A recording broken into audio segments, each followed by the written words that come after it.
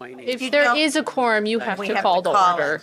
RT. So if you have, I'm asking if you have a quorum because I'll go around and ask Yeah. everyone to call. Yeah, just And yeah. nobody spends any money in Eastham anymore. Paul, you Yeah, are we ready just to go. opened up- Just announced that we have a quorum because it's technically a meeting of all the boards. I think it's a good idea. And then does the planning board have, Yeah, I think we do all have. They all have so quorum? We can just open up all three. do I do my little, do you want me to do my little? Oh, yeah, that would be helpful. Thank you. Oh. Oh, you get the guy. I'm gonna tell Jerry I got to use the mallet. Wayne, are you ready? We are recording now. Go for it.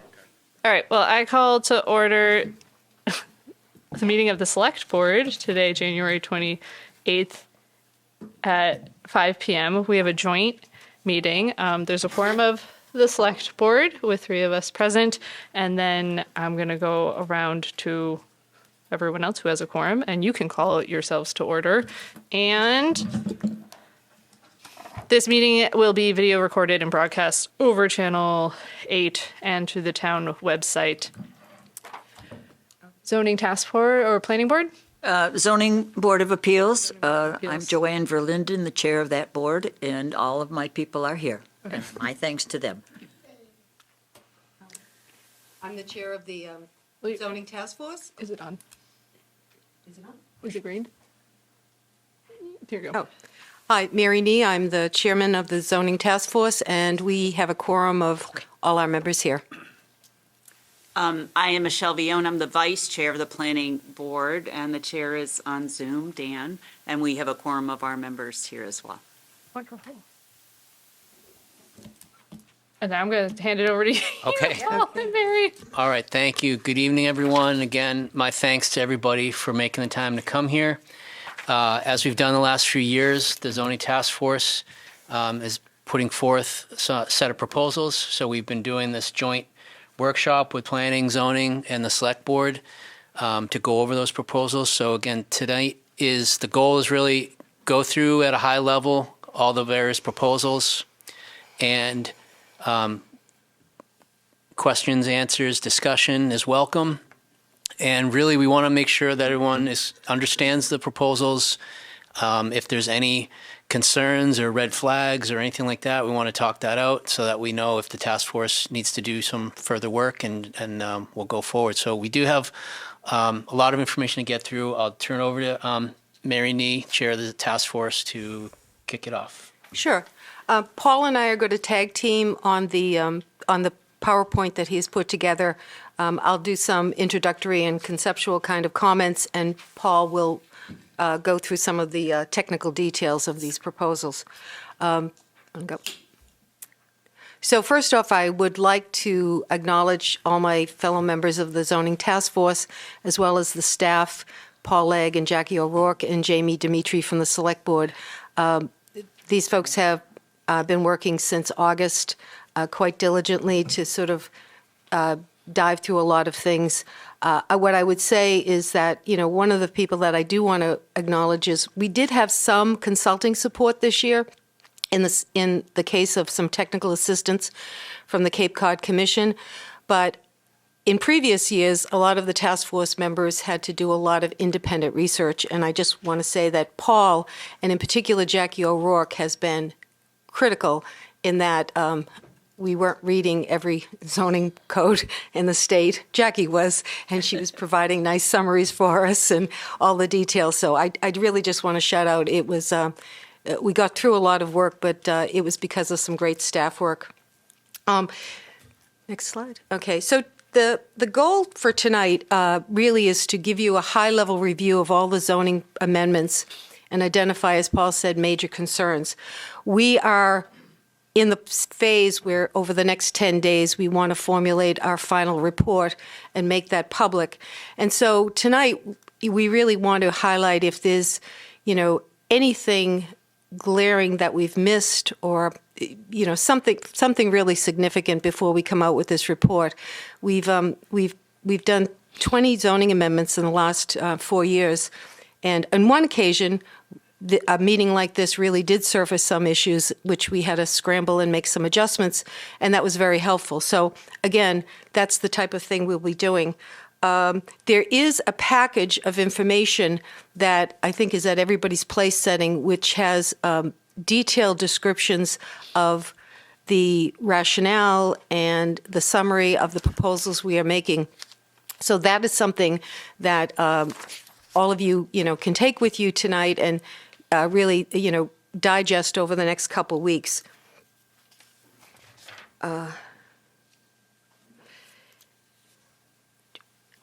Okay. There is, we went before, we identified issues in August and went before the Select Board in September with a whole series of issues that we wanted to tackle. What you see before you are the topics that we tackled. One thing I want to point out, you will see that there are two items that are in gray. Those two items, which is form-based code for District E and single to multifamily conversion, those are two topics that we did spend quite a bit of time on, but realized they need substantial amount of analysis. There's some real opportunities, we think, with those topics. So with those topics, what we are going to do is, typically we go through this public process to get us to town meeting, and then we take a couple months off in the summer and come back. And we're realizing that that schedule does not really allow us for some of the issues that we really need to go much deeper. So this year, one of the things we want to do is once the whatever zoning amendments get put on the warrant, we're going to start up in April again to come back to these two issues so that we really have much more substantial time. And we may need to reach out to the Cape Cod Commission or to other folks for some consulting support. So those items, the inclusionary zoning, residential site coverage, prohibited uses, setbacks, definitions, fences, campers and trailers, sign code, and zoning enforcement, these are the topics to which we've concluded the analysis. We have draft recommendations that we will discuss tonight, and so that will be the focus. Okay. As we've presented in the past, one of the approaches we've been using over the last 4 years is to really look at, and we've dived deep into the strategic plan, the zoning bylaw, and other plans that the town has produced, whether it's housing plans or, in the case of DCPC, those plans. And what we've done is we've tried to synthesize and say, okay, what is the goals and visions that the town has adopted and embraced as what they want to see? And what we've done is then approach zoning to say, what is the regulatory structure we need to help advance those goals? So, and I think what that has done for us is we're always keeping in front of us, okay, here are the policies, the goals, the vision that the town has really articulated and approved that it wants to do, which is different than coming to the table saying, this is what I feel, this is how I perceive it. We're trying not to create policy, but rather to support policy with regulatory approvals. I think this approach, and the other thing I would just want to say is one of the approaches we've taken is, sometimes I think of it as sort of the bell curve where you have tails on each end of the bell curve. And in the case of zoning and land use regulation, at one end of the bell curve, you have somewhere maybe 20% of folks, 10 to 20% of folks who really have strong philosophical beliefs that government shouldn't do a lot of regulation. At the other end of the bell curve, you do have folks that we've heard from who are really opposed to changes that may be happening in the town, and whether it's protecting our character, the rural environment, the environment in general. So we try to sort of look at understanding those two ends of the spectrum and really speaking to, okay, how do we come up with practical and common sense and quite frankly, regulations that can be administered effectively and how do we get to sort of that, I don't want to say middle of the road, but sort of that sort of middle ground process. So we spend a lot of time talking about that, and in particular, I think, we're very sensitive to looking at the issues of, is this overreach? And what are the implications? And so we do a little bit of 360 with is, what are the unintended consequences? Can we administer this? Is it legal? We spend a lot of time with Town Council Carolyn Murray to sort of kick the tires. And that just, I want to note something. Carolyn, the way we consult with her throughout the process, so we have a sense that we're not going into some legal grounds that we shouldn't. However, Carolyn reserves the right, appropriately so, she looks at the final product and then opines on whether this is legal or not. I think the other party that we always have to be aware of is, once the town even approves zoning, it then goes up to the Attorney General's office. And so sometimes it's 6 or 8 months later that the Attorney General will sort of say, yes, that's fine. So last year there was an attempt by the Attorney General to try to look at zoning proposals ahead of time, before town meeting, and they got absolutely swamped, and they just couldn't do it. So we're back to the old structure right now.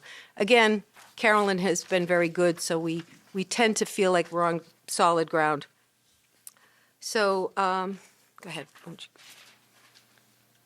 And then finally, not finally, for some of the process, we've highlighted the meetings that we've had. We earlier this year, we had a workshop with the planning board to discuss site coverage issues, town council, commission staff, and there's been a lot of analysis of both the issues that have come up with the planning board over the last several years, as well as a consultant.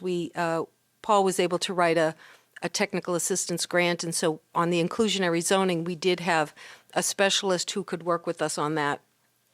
So I think we will move forward with that. So, and as I said, we're kind of going to do a high level, not too high level. We're going to get down to details, but we're going to do an overview tonight. But and you will have the packages to walk away. We are going to have several additional moments where people can comment and give us feedback. We're going to issue a report. We want to have a public information session, which we haven't scheduled yet. Paul has discussed having staff hours or potentially being at the library to answer sort of general questions from citizens. The planning board, in fact, has the strategic planning committee will be doing a formal review. The select board will be doing a review. The finance committee will be doing a review. Finally, the planning board will be doing a public hearing for their approval. And then the select board will, again, have to approve inclusion in the warrant. There are pre-town meetings, and then there's the town meeting. So there's going to be a lot of moments over the next 2 months that this will be discussed. So if you feel like you haven't gotten all your questions answered, there's a lot of opportunities for you to follow up with that.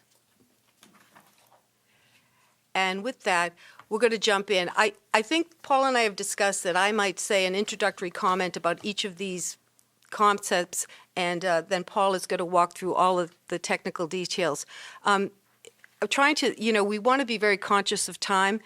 The first half a dozen or so of these items, I won't say aren't important. They're less complicated than the ones we've put in the rear at the end of the agenda. So what I'd really like to do is kind of move as expeditiously as we can to make sure we reserve a good chunk of time, because there's a couple items that we're anticipating we'll need to have a substantial conversation. Campers and trailers, my only introductory comment here is that we are doing this on behalf of Amy Eckman. We'll call this the Amy Eckman Amendment. She has Thank you. been asking I've been pushing for this for for her since entire 2008. her entire tenure. So, and with that, I will turn it over to Paul. All right, so yeah, campers, trailers is a chestnut that's been rattling around for a while. Basically, if you want to store a recreational vehicle, in the bylaw now, technically you need approval from the select board. the limited amount of times this has actually come before the select board, it's really, there's no process behind it, and it's really just been, just kind of a one-off each time. So simply what this proposal does is it removes the requirement for the approval, and it basically makes this, you can store these vehicles by right, subject to setback requirements. And this is actually the few times that it's come up, my guidance to the select board has been basically pretend you're the zoning board and treat it like it's a structure and see if we can get it to align with what a normal setback requirement would be. So it kind of just puts this into the court of the treating it like a structure. So again, the end result, you can store these vehicles by right, no special permit, if you can meet the setbacks, which will, a subsequent slide, we'll get into discuss what those setbacks are.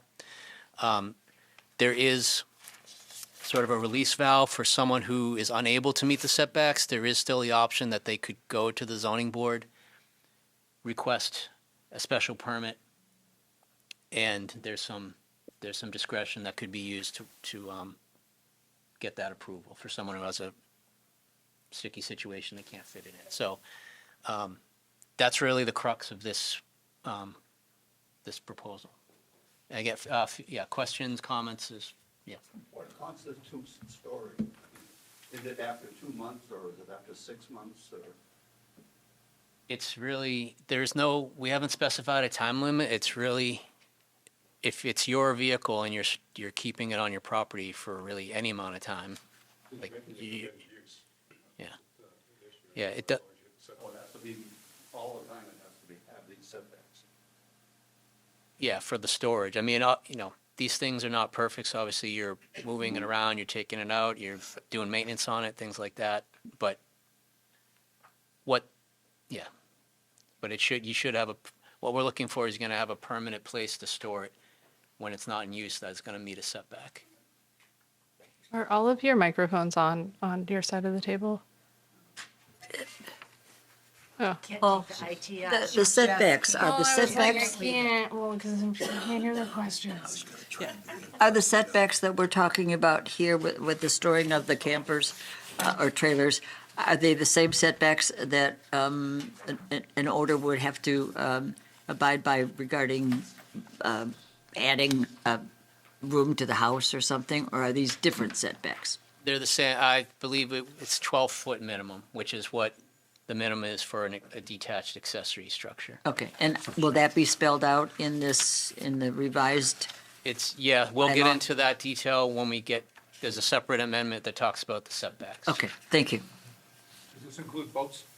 No, does not include boats. So this is for campers, trailers, rec vehicles that are 6 feet or higher, Boats on trailers are taller than that. but not boats.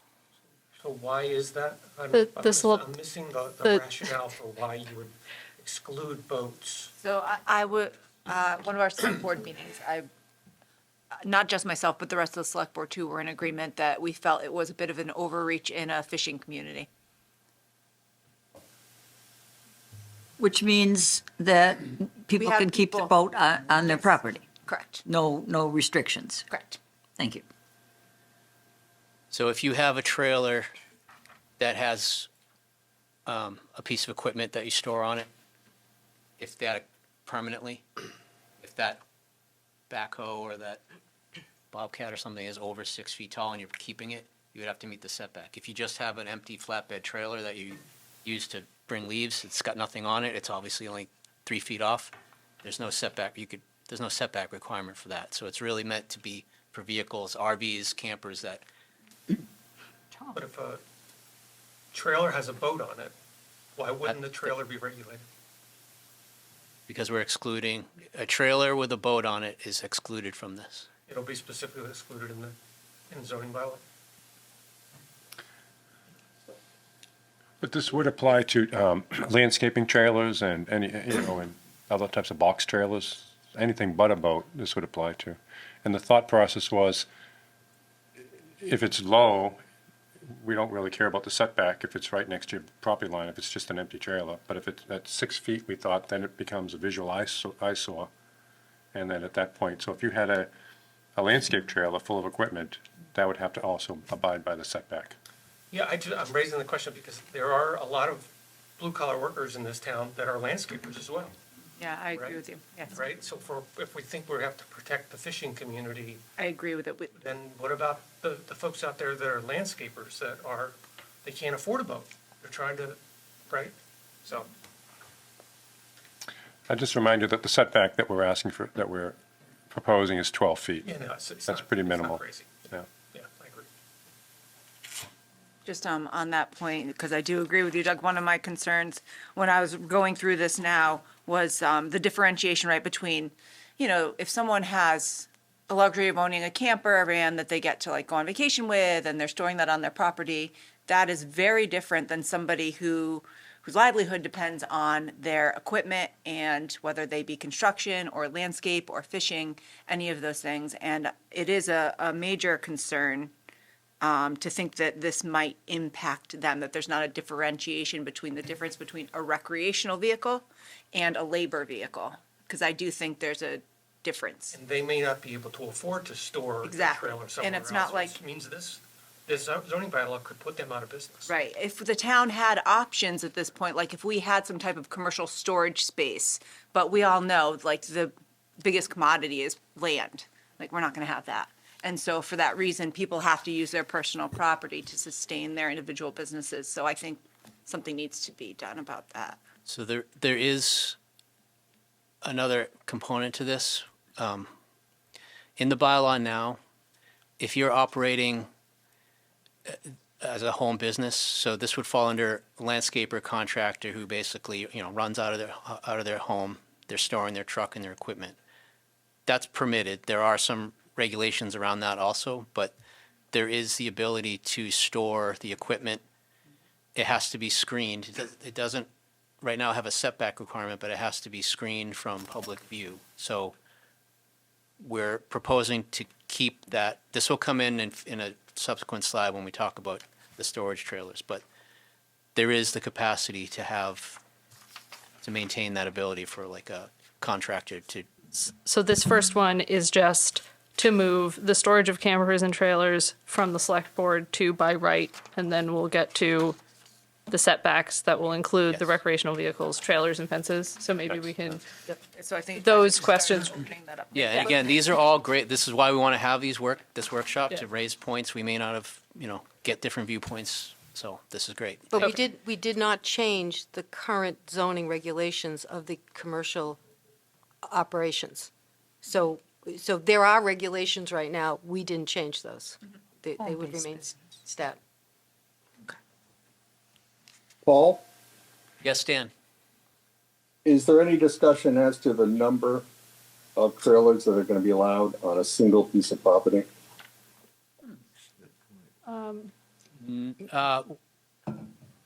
No, that's not spoken to in the bylaw. Should it be? I think at this point, probably not. I think it's kind of one thing at a time right now, right?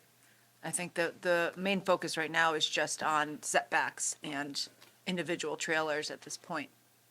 I think that might be down the road thing.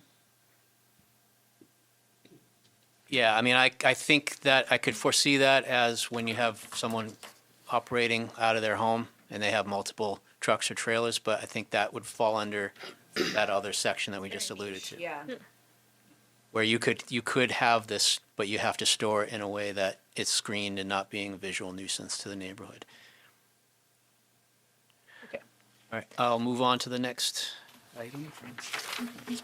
So, Just a couple things on, well, why don't you go through it and I'll add the comments afterwards. so this is a proposal to edit the section on prohibited uses. It's got a few different things going on with it. So the first one would be to prohibit the use of storage trailers. And what we mean by that are the metal storage containers, the pods, Not a landscape trailer, not like a. no, not a trailer on wheels. Actually, I think I got the pictures here. So just some photos from different areas. This is this is what we're talking about. So to give some, Martin brought to our attention when we were looking at this that because of international globalization, these large storage containers are used in the shipping industry, and that at a certain point in their useful life, they become not seaworthy. They're metal, they start to corrode, they disintegrate. There has been now an emergence of a secondary market where they're dropped in that market and they can be picked up for $600, $700, $800. And so they're becoming an attractive alternative to building a shed. We don't have regulations that really think about this, and again, there's aesthetic and visual kinds of issues related to this. There's also some environmental issues. So this whole and it's starting to grow. That's the other thing. We're starting to see more and more of this. So that was a bit of the impetus for this address. So what this proposal would do is to add as a prohibited use the use of storage trailers for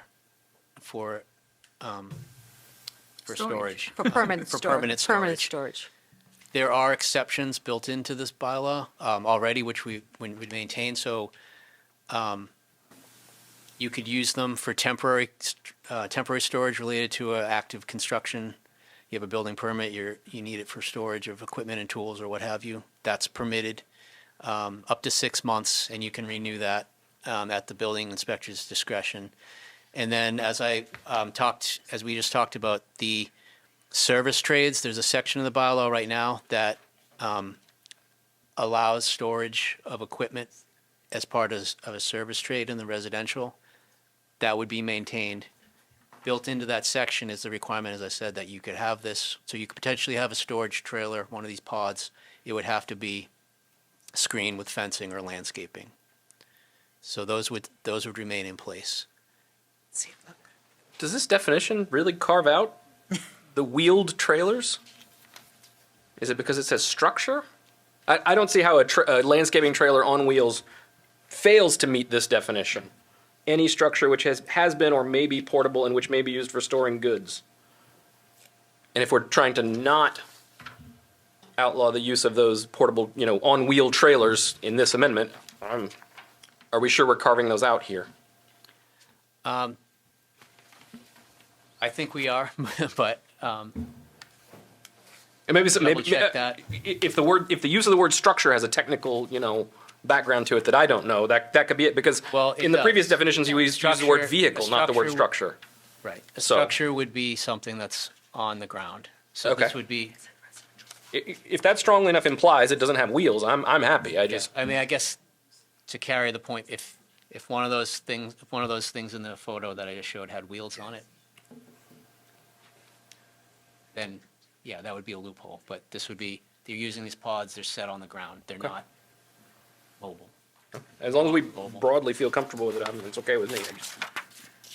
Wait, So, yeah, are you still on telling us about prohibited uses? yes. Do you want to go through the formula business part and the use of non-natural fencing before we Sure. make more Yeah, comments? then we can, Sure. yeah. Okay. So, So Paul, quick question Yeah. on the storage trailers. Do you think about giving the building inspector the discretion to grant additional renewals? Because it's not impossible, construction may take longer than a year. he has that. Contractor, He has that. He has that. He has that discretion. Okay. A temporary is good for 6 months, but it can be renewed at the building. It says one renewal. I mean, I have more questions about Yeah, that. I'm sorry. But Right? In the zoning bylaw, it says one renewal. So could we think Currently, about right? maybe Currently. changing it to It's a current. as discretion by the building inspector? Yeah, that's a technical technically we could clean that up. In reality, the building commissioner has a broad discretion to, within the just building wouldn't want to tie code. his or So her hands. it's one of those things, even if it said one, he really has discretion to override that. But so if we're still on storage trailers, maybe the trailer part is misleading, but Right. I think I would appreciate it not being prohibited and rather giving people an option to screen it. Just thinking of why would someone use this over building a shed? And then you think about how much it costs to build a shed, and then the shipping containers, like the mice aren't going to get, like they're pretty tight in terms of like if you want to store something and you can't fit it in your house. And we don't have a whole lot of like external storage facilities in the area. There's one, two. So I don't know if it's a more affordable option for people to store things. I know what we used it for. And if there's a bunch of them, I guess I would like to know more about what people are using them for, why they chose the shipping container over. But I think I already know the answer of like building a shed is They're available. They're cheaper. They're cheaper, and Some of these things are going to come down to the aesthetics of Right. if you're living next door to a big container that's there permanently. right. They're not attractive. And, and so I think, It's a piece of excess industrial equipment that Right. just happens to be finding a useful second life beside somebody's house. And if we go into town, to our historic windmill, and we look at the oldest grain mill on the Cape, and the closest structures to it are two storage containers. And once we started paying attention to this about a year ago, there's a lot more of them popping up all over town. And that's only going to continue as these get older, more rusty, and the prices come down. So we're trying to stay ahead of something that is just at the tip of the iceberg. Yes, it's cheaper than a wooden shed, but it's not inherently a piece of equipment that you would find in the fishing community. Is the windmill not also retired industrial equipment? No, it's not retired, it's still active. But it's industrial equipment that is fitting to its setting. If we had a shipping container dock at Rock It Harbor, would've you been could say, fitting, right. we'd be used to seeing these around town, Right, but we don't. right. I guess I just don't want to make an unnecessary hardship for people who do have these in their yard and they have all of this stuff in it, and then would we then require them to remove it? And is that the level of enforcement that the town wants to pursue in terms of our zoning enforcements, when maybe screening would be Well, a there's better also, option? Screening would be more expensive than building a shed. yeah, there's also the environmental issue. They are excess industrial. They no longer are structurally sound enough to be used to ship and move things, which means you said they're airtight, or mouse tight, but often they're not. That's part of why they got relegated to the use that they have. They also start to rust and leach into the ground. Yeah. And there's no way to prevent that other than removing it. But once it's there, they typically don't get removed. Yeah. That's the environmental issue is pretty significant. Of it rusting Rusting and leaching into the into ground. the ground. Okay. Right. And not being tight so that depending on what gets stored in it can also spill and leach. Yeah. Well, so I don't like. I mean, when we had one, we stored furniture in it and tools, and so I don't know. I guess I just am interested in what are people using these for, and I think the issue is, we felt that there was some issues with the visual of these now. The other part of this is it's growing. So we have a dozen or so of these around. We may not like them. When they multiply 3-4 times this, then you're in a situation where you're asking people to, you're dealing with a lot of people that might have to be disruptive. So this is one of those, can we get ahead of the curve before this becomes a major problem? yeah, I just if people have money to build a shed, they're probably going to spend the money to build a shed. So, So I think, as I said, there is still the capacity to have use of these in residential if it's related to a service trade. There may be other circumstances where it's warranted, and perhaps in those cases, it's maybe a special permit that you could get to make sure that the aesthetics are taken care of, the setbacks are taken care of. So, Okay. there's always going to be the situation that we're responding to the majority of just folks using them because they're cheap and easy on residential and a community character issue. But, so I think that's something we could have a carve out for specialty situations that we don't anticipate. Okay. What would be the effect for pre-existing? So if there were a few in a neighborhood and they were put in place before this bylaw took effect? From a practical standpoint, I don't foresee us really policing that. I mean, I would treat them as pre-existing non-conforming structures. And just to step back, without this bylaw right now, they effectively are treated as structures, and people use them as sheds. We don't have a definition of what a shed is, and that would be highly subjective. We all think of the cute garden shed, but so we've just basically, the folks that have wanted to do this properly have asked for a permit, Oh, okay. and we've treated them like a shed. Okay. So there's a way to deal with it, but it doesn't address the visual, the aesthetic, the community character piece. But there are certainly a lot of them that just are around and they haven't been permitted and they just show up. So Yeah, I would treat them as pre-existing non-conforming structures. They're there. If there was a complaint from a neighbor saying, it's too close, then we could deal with that and they could move it to meet the setback. Okay. So the other piece of this, and still in prohibited uses, would be to add formula businesses, essentially chain store and drive-through facilities as prohibited in District E. District E is the area right around Town Hall, 7-Eleven up through Town Hall, Buddha Bob's, this whole area. It's our only other commercial zone outside of the Northeast ECSD. And formula business and drive-throughs are both prohibited.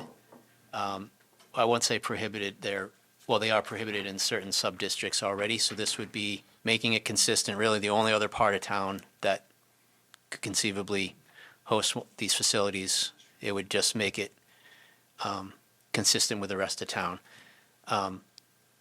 Just to note, it's not necessarily prohibited. There are ways that a formula business could operate, but they have to abide by the regulations that we put forth, so they basically have to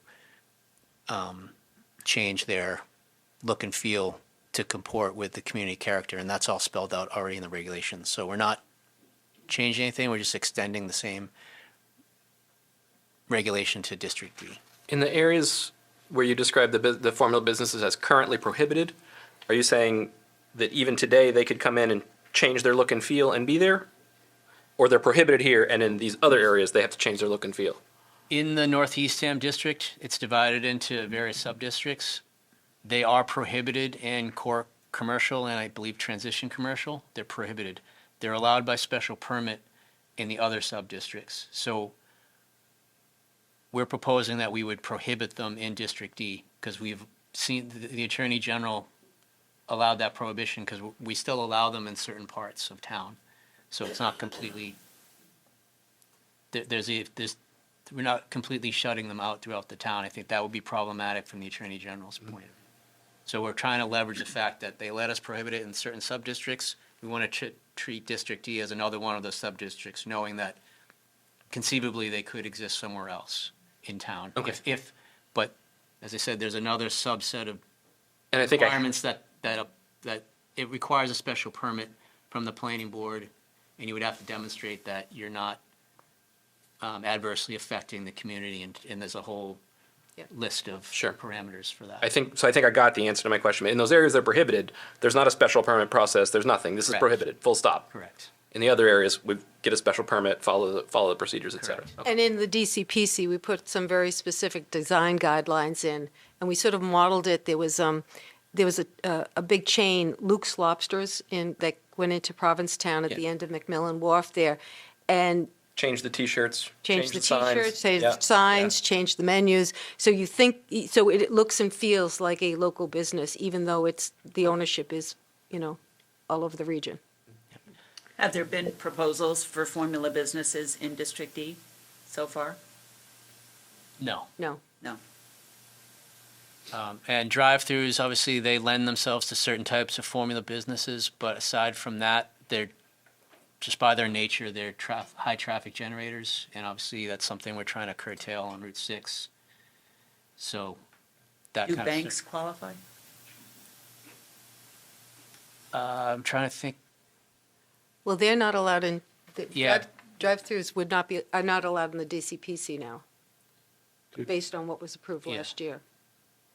I'm trying to remember In a if- drive-through. The existing banks are obviously Are pre-existing. grandfathered. Yeah. The last item, and we're going to talk more about fences in the subsequent slide with the setbacks, but this would be to prohibit the use of what we're terming non-natural fence materials only along property lines that face the street. I'll give you, Speak to this one. so, yeah, I mean, this was an issue about a year ago. I was driving through Yarmouth, and I went through a little historic neighborhood, which I thought was really quite attractive, and just got a block outside the historic neighborhood, and there was like, what felt to me like a quarter mile of a white vinyl fence right up to the property line. And I said, my brother lives up there, and I said, "What's this?" And he said it was a subdivision they just wrapped. And then as we started to look in the Mid and Lower Cape, this is becoming really quite predominant and so this is one of those things that it's really an aesthetic. We think about Eastham being rural. Actually, Eastham is still primarily unfenced, and there's a lot of green as you go down the streets. And this notion of having just walls of white vinyl fencing to really, look at the aesthetics of the town was something we were concerned about. What we didn't do is we recognized that people want and need fencing. And so the existing bylaws speak to 6-foot fences. Anything beyond 6-foot fences are considered structures. So as far as backyards and side yards, we have not addressed that at all. We've left it stat. We're just looking at the public-facing way. And when we get to setbacks, what we're proposing is that there be some setbacks for these fencing so that you still, it's not right up to the property line. And that the use of vinyl, we would encourage because of aesthetics that there'd be a natural fencing. When we started seeing in the Mid and Lower Cape, and I've seen it all through suburban Metro Boston, we started becoming aware of this, and as a task force, we started driving around this town, and they're popping up everywhere. I mean, it's starting to become an issue, and you get to corners, and you get to places, and everything is walled off. So we're sort of counting about a dozen of these that are now existing, and we're sort of anticipating that if this were to continue, it really would change the character of, as some of our streetscapes. So I think that would be, I don't know if anyone else, Martin, you're all taking tours. You hit it really well, Mary. This was an issue that I was also strongly in favor of. I think if we drive from here to Chatham along 28, the vinyl wall is continuing. Mm-hmm. And that's what we're primarily talking about is these tall vinyl fences. And they're very reflective. And they are growing in town. They're also a favorite of Airbnbs and the mini resorts that we see on the Airbnb side, people fencing in the entire house. So what we're saying is that at least on the street side, if you're going to put a fence like this, it should be the typical cedar fence. I think there's a cost and durability issue here too. I mean, look at the weather that we have. You use natural materials and those would have to be replaced, repaired. And so people go to non-natural materials for two reasons, and one is they'll last longer as opposed to a split rail fence or something like that. Did you talk about that? I think I think. One thing is, we weren't designating between the structure of the fence. If somebody wants to use a split rail fence or a picket Yes. fence, what we're really speaking about is the solid panel vinyl Yeah, fences. but the natural material in this climate will deteriorate. That's true. That's my And that's why we're here. And I think one of the other things which, it's existing on the books is the fencing that we're seeing now. We believe much of it is encroaching on the public way. So then there's also an enforcement issue. We're not only getting walls, but we're getting walls into the public way. So, Jamie? Sounds like, so there's two things, right? There's the setback and then there's the fence material. Right? Yeah. Okay, so the setback, I don't think there's a lot of opposition in the idea that it makes a lot of sense to not have a wall directly on the road, preventing people to be able to see greenery, things like that. A lot of those things make a lot of sense and also aren't cost impact to the homeowner. Like whether their fence is here or back, 10 feet is not gonna impact the cost. But kind of a little bit on what Michelle was saying, when you get into materials, you're definitely getting into something that does impact socioeconomics, without a doubt. I can speak from personal experience. I have 2 dogs. I put in a big fence that kind of had to wrap around my property. Luckily, my neighbor has one of those big vinyl fences that y'all don't seem to like on the back of their property, which was very convenient for me because I was able to tap in there. It works out well for me. I have Lelands. We work well together. They can afford their fence, and I could afford a fence that has black wire on one side. And I did do cedar on my street facing because I could and I wanted to, but it would have been cheaper to do the black wire across that stretch too. And I could see someone needing to do that, and not having the ability to do cedar there. And also, I almost feel like those wire fences are almost less of a visual impact in some time, at times, because you can kind of see right through them. Greenery can grow up them, and so this just seems like it's just maybe part of it just isn't quite there yet. I would get to, if we limited this to the solid panel, this is not a Cape Cod aesthetic. I urge you to drive from here to Chatham and take note of how much vinyl is lining the road. It has just a horrible feel to it that when all the traffic lights reflect off of it and so forth. I agree we could say the only thing we really care about is a solid panel vinyl in the front of a house. Nobody is asking to ban anything on the sides or the back. I think it's a minor ask for the town. If you have. I think that when you get into more like that, to me, give someone an option, right? Give them the option to have a more cost-friendly thing. Solid panel, white vinyl is a very specific thing. Right. But it doesn't totally cut off all the other options, so I think that makes a lot of sense. I was wondering, do you currently have to pull a permit to put in because it's a structure, you have to get a permit if it's this size? If it's over 6 feet? Under 6, no. Under 6 feet, no. At 6 feet, it requires a permit. The setback. Over 6 feet. Over 6 feet. And if it's not meeting a setback, right? A fence over 6 feet is considered a structure. The structure. And so And then building it comes- permit required, and you would Okay. meet a setback. So if somebody put a 5.5-foot fence, Paul, in front of their house, they can use any material they want? Not under the current proposal, but Well, if it's not a structure and they don't need a permit, that's what I'm getting at. Like, does this only apply to fences that need a permit, or does this apply to all fences? as written it to All fences. all as we fences. have it. All And fences. we talked Oh, about no, that because yeah. we were debating of whether, should we say, if you want to do final, just go to 4 feet and have a setback, and that wouldn't be as intrusive to the aesthetic of the neighborhood, but I like what you said, Martin, about this is something that is very specific that you're trying to disallow, and I agree that it's that And it's the height unsightly matters. and the height matters. But I do like the idea of if someone wanted to do. I think we should just make it more specific and carve out because I think there's also some non-natural materials that aren't gonna look The same. like that. Like they're not as, Wire fence. and I feel like there's stuff that isn't shiny. Like it, yeah, I mean, a split rail fence made out of vinyl would probably look fine. yeah. And I'm also curious, if I have a 5 foot 11 inch solid cedar wall across the front of my property. Aren't it still causing the same sort of fortress aesthetic that we're trying to avoid? Yeah, but 4 years from now, that cedar fence is going to gray out. The Okay. same as everything else that's here in gray, where the vinyl fence is going to shine on. Sure. Let me be clear. I hate the look of that, and I support. Let's find a way to not coat the town in it.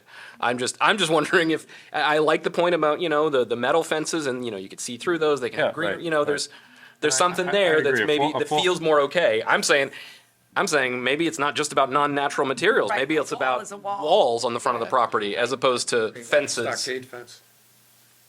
Whatever So you're saying the maybe material. if it was prohibiting a 6 foot solid. I'd be careful with that because now I'll come build it at 5'11" or whatever. But I guess we the can handle height that. thing. Be those. So I guess I'm trying to, a 4 foot solid panel cedar fence along the front.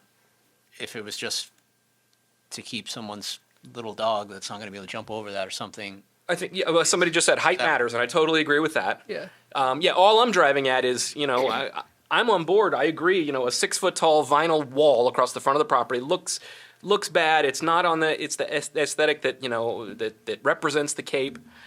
I'm just saying that a fence that meets those specifications and is made out of cedar instead, kind of also has the same problems. Yeah. That's all I'm saying. I would So if agree it's with- shorter, okay. If you can see through it, okay. Yeah. All those sorts of things. If it's 14 feet tall and you got a permit for some reason, okay. But You but have if huskies. it's 5, 6, 7 feet tall and just a solid wall, maybe that's the issue, regardless of what it's I built think out it of. was more the reflective nature of. I mean, not to say the Yeah, wall yeah. doesn't kind of jump out at you, but if you had to have something that was 6 feet, it would be better to be a natural material rather than the vinyl. Because as you see I from the agree, the pictures vinyl here, is you see easier. that reflection all Yeah. the way down, Yeah. and it just sort of, the whole neighborhood changes, and you see 7 or 8 panels in a row with their headlights shining back at you. I totally agree with that the vinyl is worse. To me, it's just the fortress aesthetic of it all, that's turning me off, right? And however we need to think about it the right way and fit it into what we're really trying to do here, okay? But To your point, Justin, but couldn't I do a natural materials fence and paint it? Because that was my picture. Paint it white or paint it bright green, like the guy did in I could Chatham? put some reflective paint on it, in fact. Right? And then it's a natural fence, right? I think what I'm hearing is there are many ways to get around this, the way it's currently It drafted. feels to me like the wall is what we're hoping to Avoid.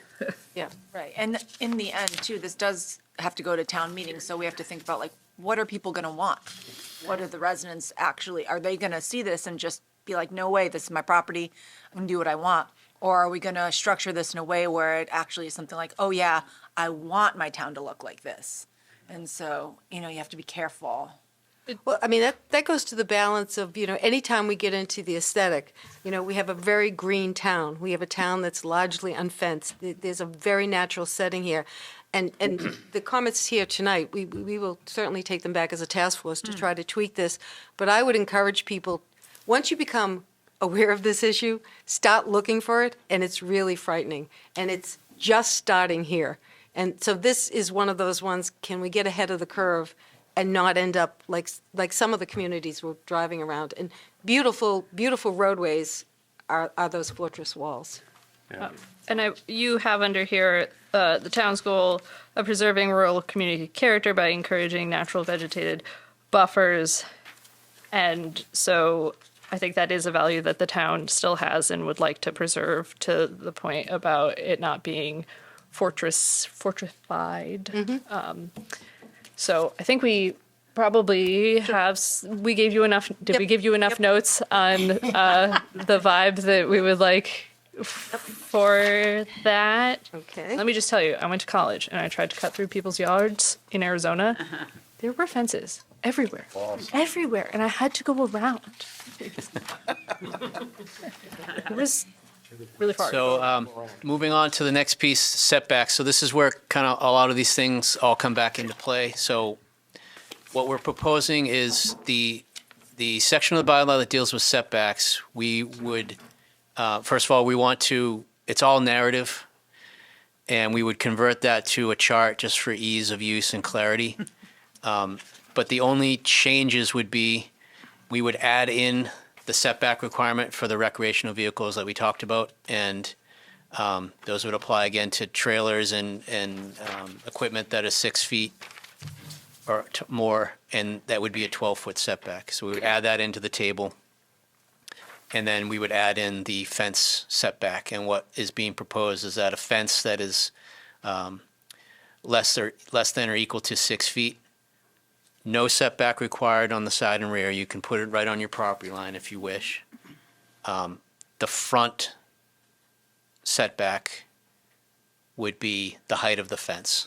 So a 5-foot fence on your front or street facing would be 5 feet off the property line. And so on. 6 feet, a fence that's 6 feet or more, as we said, is technically considered a structure, and so those would be required to be 12 feet, same as an accessory structure. The other piece of this is setback at an intersection would be a 15-foot minimum, and that's to allow for a proper site triangle. And just going back to the previous slide, this picture on the upper, that's just an illustration showing how the site triangle would be computed, but that top one, top left, is It's on a that's a corner blind section. curve. So you go around, that road curves around the fence basically, so, and there's an intersection there, so you wouldn't see around that. So that's really the kind of situation that we're trying to account for with the site triangle. Do we need to differentiate between property line and road? For instance, the property line to my road, I live on Great Pond Road, I think it's like 10 feet between my property line and the pavement. So do we need, theoretically, I can't put it between the property line and the pavement because it's not my land. If the setback should be measured from the property line, shouldn't it? Yes. Yes. If I look at some of these here, like the bottom right, that's got to be on the property line or actually on town property, that fence. Yeah. And it needs That- to be set back. Well, Part of what we're trying to clarify. That's an enforcement issue. And we looked at, this issue came up for the town. This was debated, I don't know, 10 years ago or something. This has come up. And the big thing at that point was people were going to be required, if they had these fences up, to remove them. We have not put that provision in here.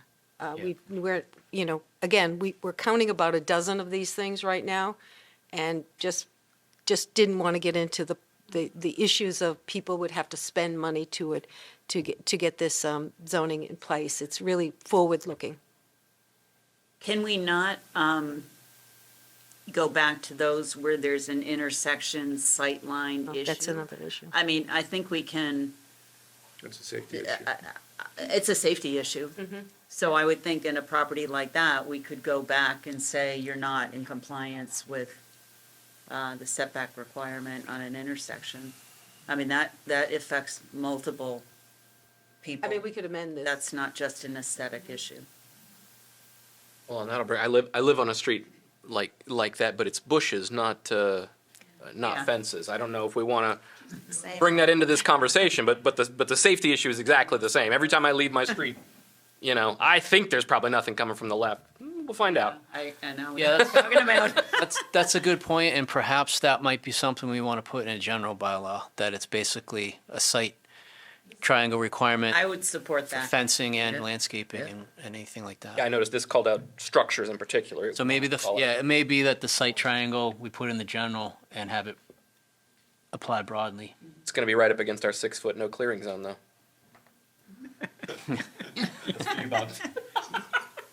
Okay. Started.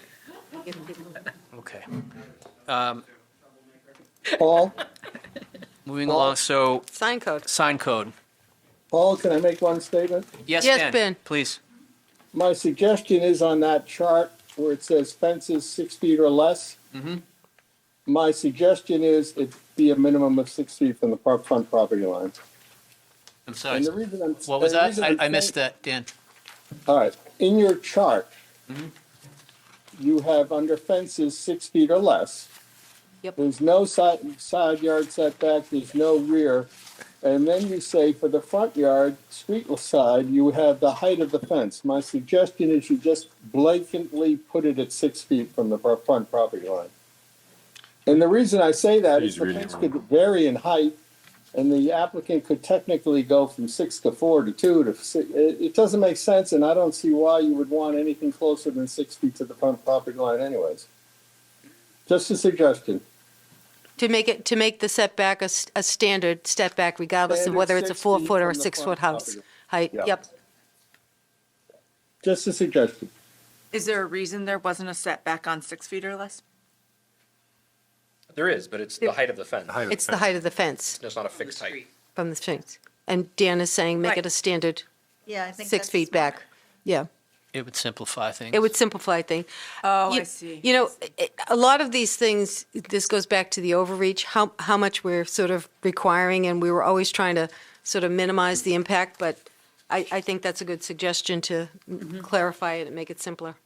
I don't know. I don't know, though. I feel like maybe that could run into issues. Again, you look at town, the standard around town, you see little split rail, little bitty fences that go right up to the property line. That's been a standard out here for That's, before I was born. So I do think that that could become a problematic thing to add anything for that. To make it greater. Yeah, if you have a 2-foot fence, I don't see any issue with it maintaining that. People, I mean, we have it in front of the windmill. I know, but other towns have required 4-foot setbacks at least. And I know it is problematic from the town's perspective when we're doing infrastructure projects and we have people who have literally built out all the way to the, way past the road layout into almost the pavement. And we have a few streets like that. So it would be nice if, maybe not to go back and take away people's fences, but to set a standard going forward that you know where the line is. They're easily fixed with a snowplow, though. Exactly. Just saying. I mean, And when anything we talk that's, about sidewalks on those streets, it's a big deal because we're going to be removing lots of people's, I just feel like 6 feet Stuff. might be a little much for some of those. Little fences. Yeah. Like a little Yeah, picket fence. they're all over Oh, town. yeah, the I little think tiny it's, I think Can we, that. can we restate what the proposal is? Because, let me restate what I see here is that if the fence is 6 feet or less on any side or the back, there's no requirement. You can be on your property line. Right. When that 6 foot or less fence is in the front, if you have a 4-foot fence in the front, it should be 4 feet off the street. Yeah. So that people walking down on the shoulder of the road have a way to escape. Or a That's the idea. 2-foot little decorative, 2 feet back. 2 feet back. So that's think that makes that's a low bar. Yeah. And yeah. then what we're saying is that if you're putting a fence larger than, I should stand up, Yeah. larger than 6 feet, yeah.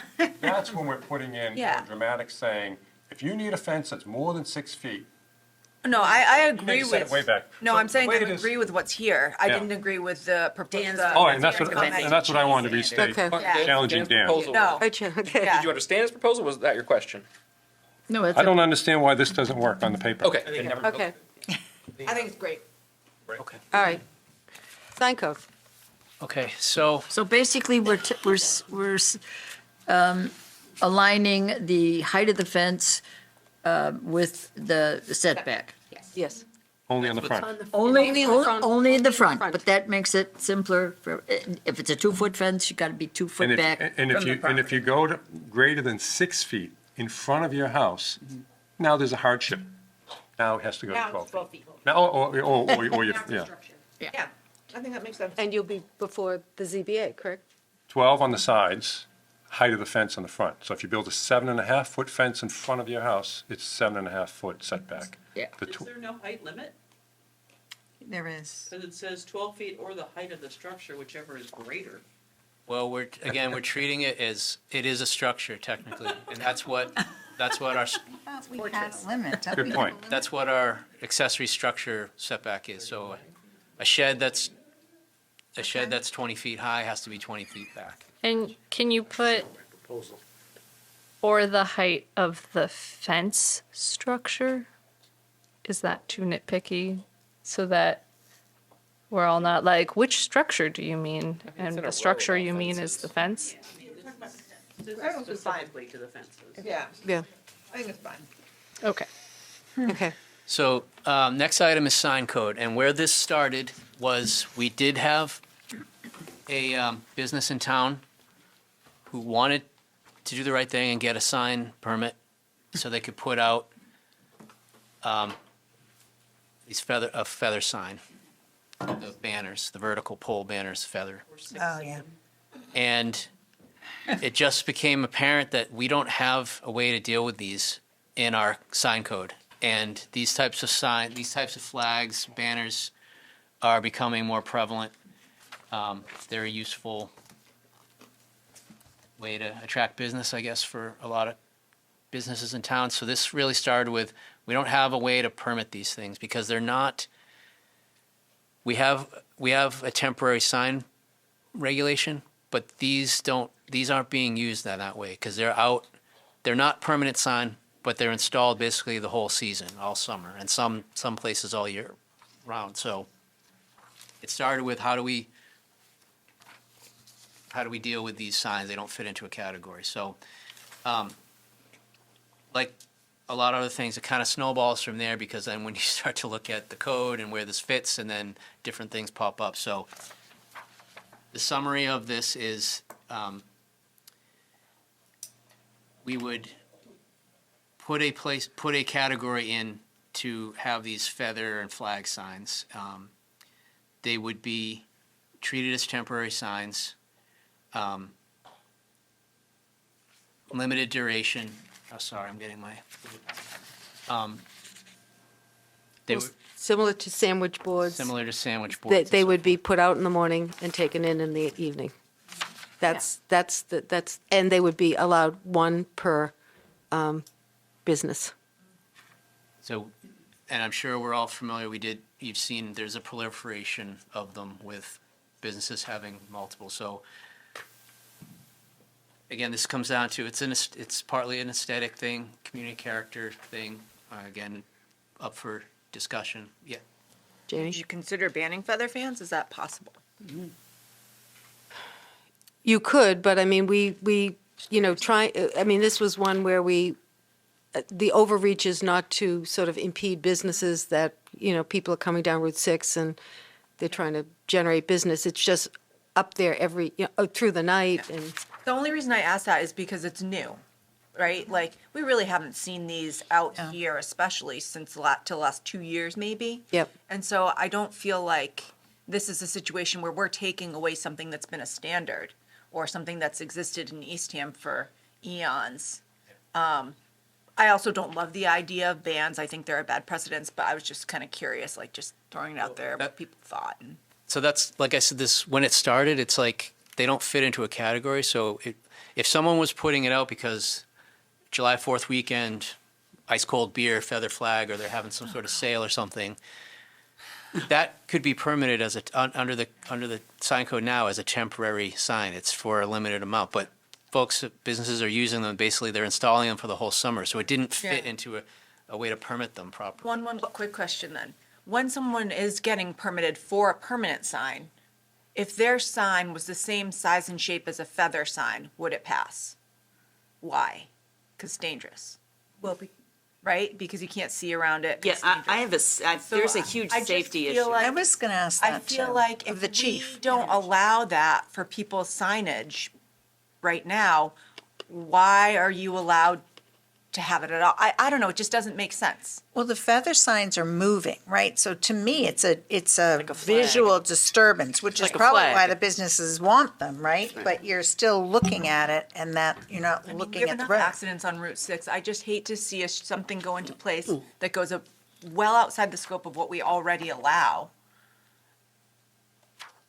We allow like open, closed flags, like open flags. Yes, open, closed, sandwich boards, things like that are all currently allowed. With this, it says limit on amount of temporary signage, one type of sign at a time. And so A feather or a sandwich board. No, you could have a sandwich board at your door, you could have a feather at the roadway, and an Yeah. open closed sign. I feel, so I am somewhere in between on the number of signs. Signs are important for businesses. and they communicate things to the public, like, are you open or closed, or do you have the product that I'm looking for? Do you have coffee, and are you open? And I feel like having all of those would at one time would be a lot. And also in some of our areas that have a lot of businesses, I can't believe I'm this person right now. It seems like it could be distracting, especially if the signs are small and someone's trying to like read it from a distance. And It could be a safety issue. it's a safety issue of like if there's too many of them, and it's. I mean, I like that we added billboards as prohibited, but billboards are really distracting to drivers. Like you're driving, and you end up looking up at the billboard, and so the clutter of too many signs is a concern. That's real, yeah. So we have a definition for commercial flags, which would capture these feather. And in the bylaw, sign code now, advertising flags are considered permanent advertising flags are considered signs and are included in your maximum signage. But again, it was more like the way that these signs are being used, they're not permanent. They're not permanent. just And they they're not feel out and they're permanent, not though. out for like just a one-off special event. So that's why Even we're for trying that, to figure out I how don't like how to deal with them. I just feel like if you bring it to town, like I always go back to, if I bring this to town meeting, what are people gonna vote for? What do people want? If we brought this to town meeting to ban feather flags, I think they would be more than happy to do it, to be honest with you. I don't think I've talked to anybody in this town that's like, I really like those flags along Route 6. They really add to the community. I haven't. And I mean, I don't know. I'm interested to hear what other people say. I tend to not err on the side of banning things, but this is one where I feel like it is an issue. It's a safety issue. I mean, even on town property, I like the windmill. There's events there that have used them. At the Schoolhouse Museum, they've used them. Those are special events, though. I That's know, but different. still. Yeah. The ones I on don't like 'em. on the I don't like Willie's side, I know probably at least 12 people that have almost been in an accident. yeah. Because they pull out and they can't see left. And because there's not enough even of a setback Route 6 on corridor those is so flags. dangerous as And it you're is. right, they move, and there's people of all ages, driving and choosing not to make a left, but then they can't see. So I think it's a serious safety issue. I agree with that. And I mean, that can be dealt with without, having something in the code if it's causing a issue. It just gets to the capacity of going out and dealing with it.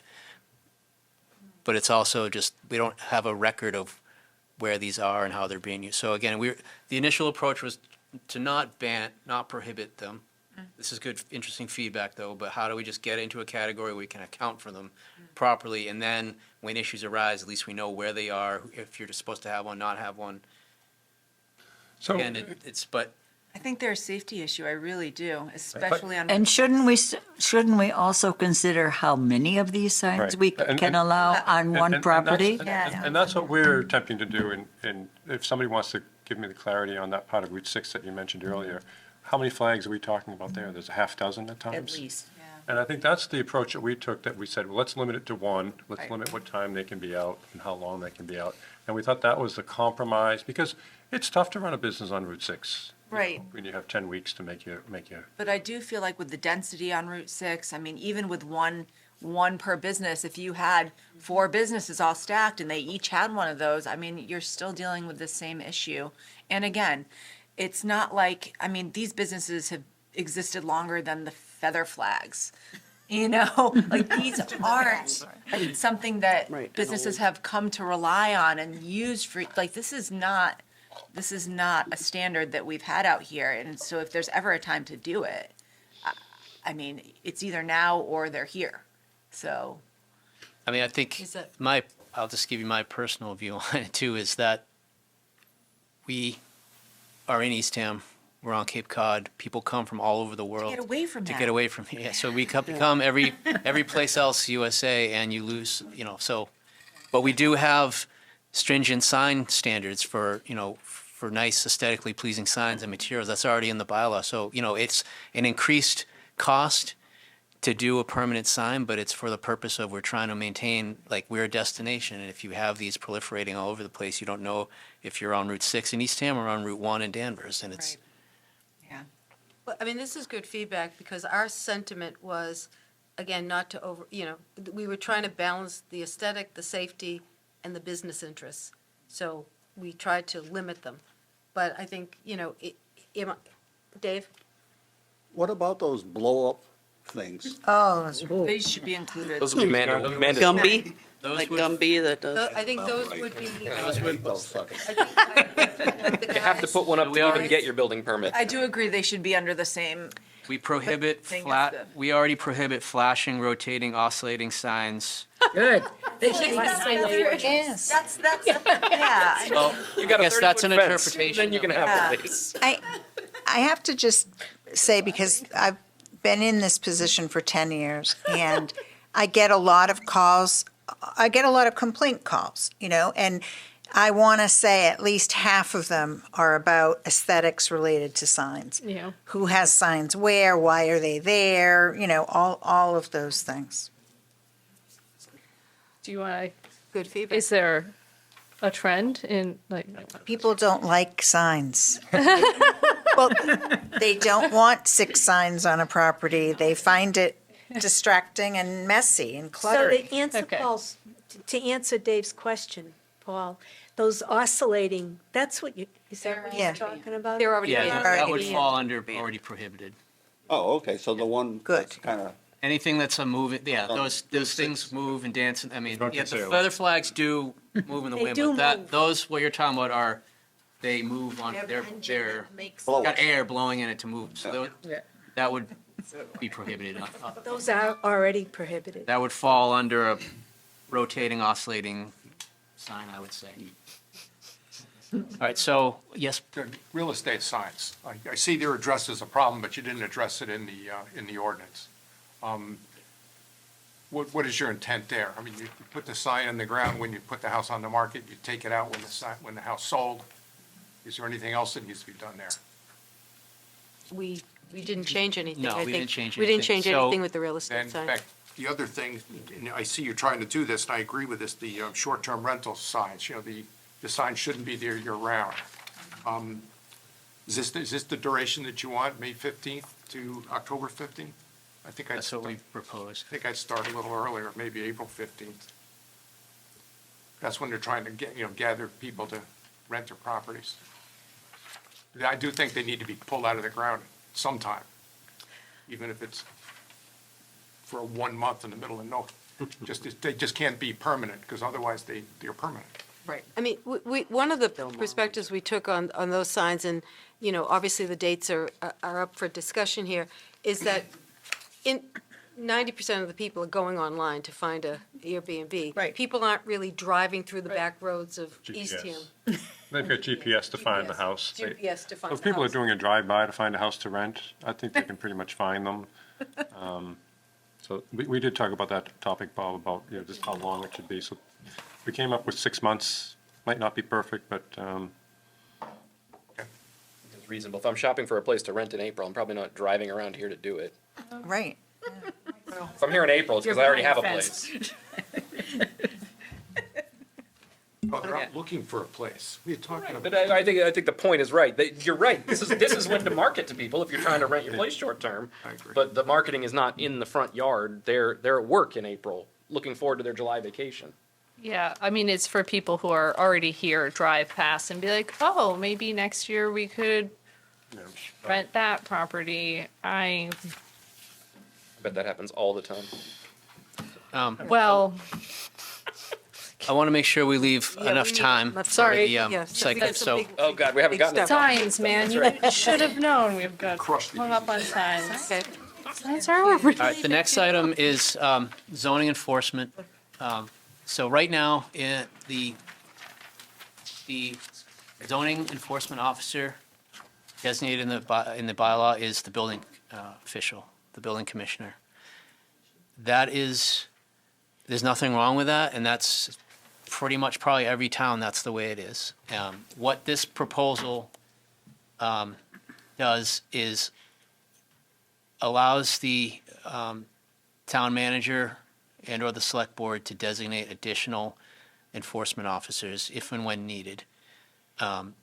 It's really to deal with staffing capacity issues and workload balance and deal with just the practical issues of if the building official's on extended leave for some reason, on paper in the bylaw, technically we have no one to do this work. And it kind of falls into two categories: the enforcement piece and the administration piece. The enforcement is obviously dealing with complaints and issues.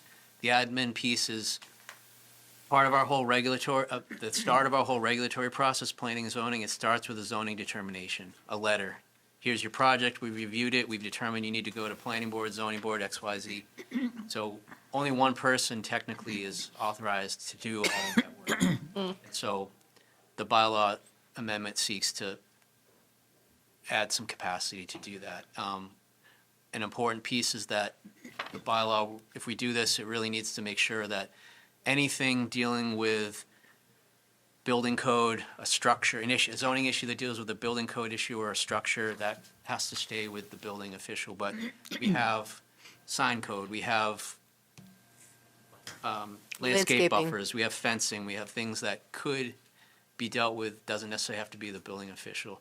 I'll say we're still looking at this one with town council, because I think we want to be careful if we do move ahead. I think there still needs to be some hierarchy. There's there's the bylaw, and then there's how do we operationalize it with Yeah. staffing and who does what and who what's the hierarchy. So I think this is still in flux, but I guess the feedback that I'd be looking for is this creating the tools, putting the tools, the capacity in the bylaw, if we need to use it, if we need to appoint additional staff, we have that. And town council has shown us state legislation that allows this, so it's technically allowable. And I think Paul's referring to the sort of who does what internally, operationally, that they're working through with town council, just to see how the hierarchy of reporting and approvals go. And the bylaws, the second bullet point, it would just clarify what the steps are. If it gets to a point where we're doing enforcement and we're issuing fines, I'm trying to model this after what the Conservation Commission does, and it really goes through the commission. When we get to the point, should we issue fines, it's not really at a staff level, at least it's going to the zoning board. It's having a public hearing on it. The zoning board's then saying it's time to issue a fine, and then so it's just trying to add some consistency and clarity around the process.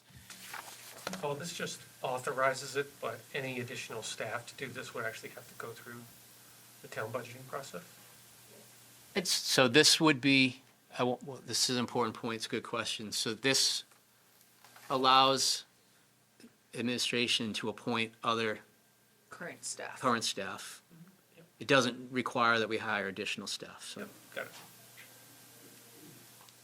But yes, if we were going to hire another staff person, it would go through the budget process, and we've had that discussion with the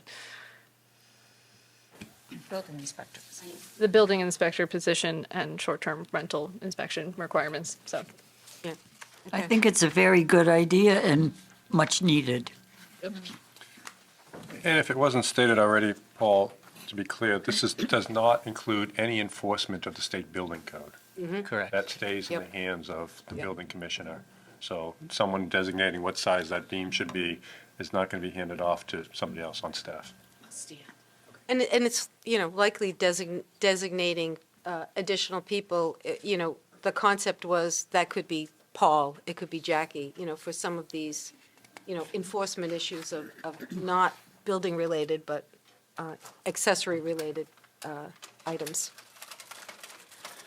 Well, and one other thing we talked about that I think is important part of this is that each town meeting, when we make changes, we need to communicate the changes and communicate them to the town widely, but also certain groups of people that might be more interested in particular changes. So, for example, when we made some changes around trees, if we had the opportunity to work with arborists and landscaping companies, just to educate them about what the new rule is.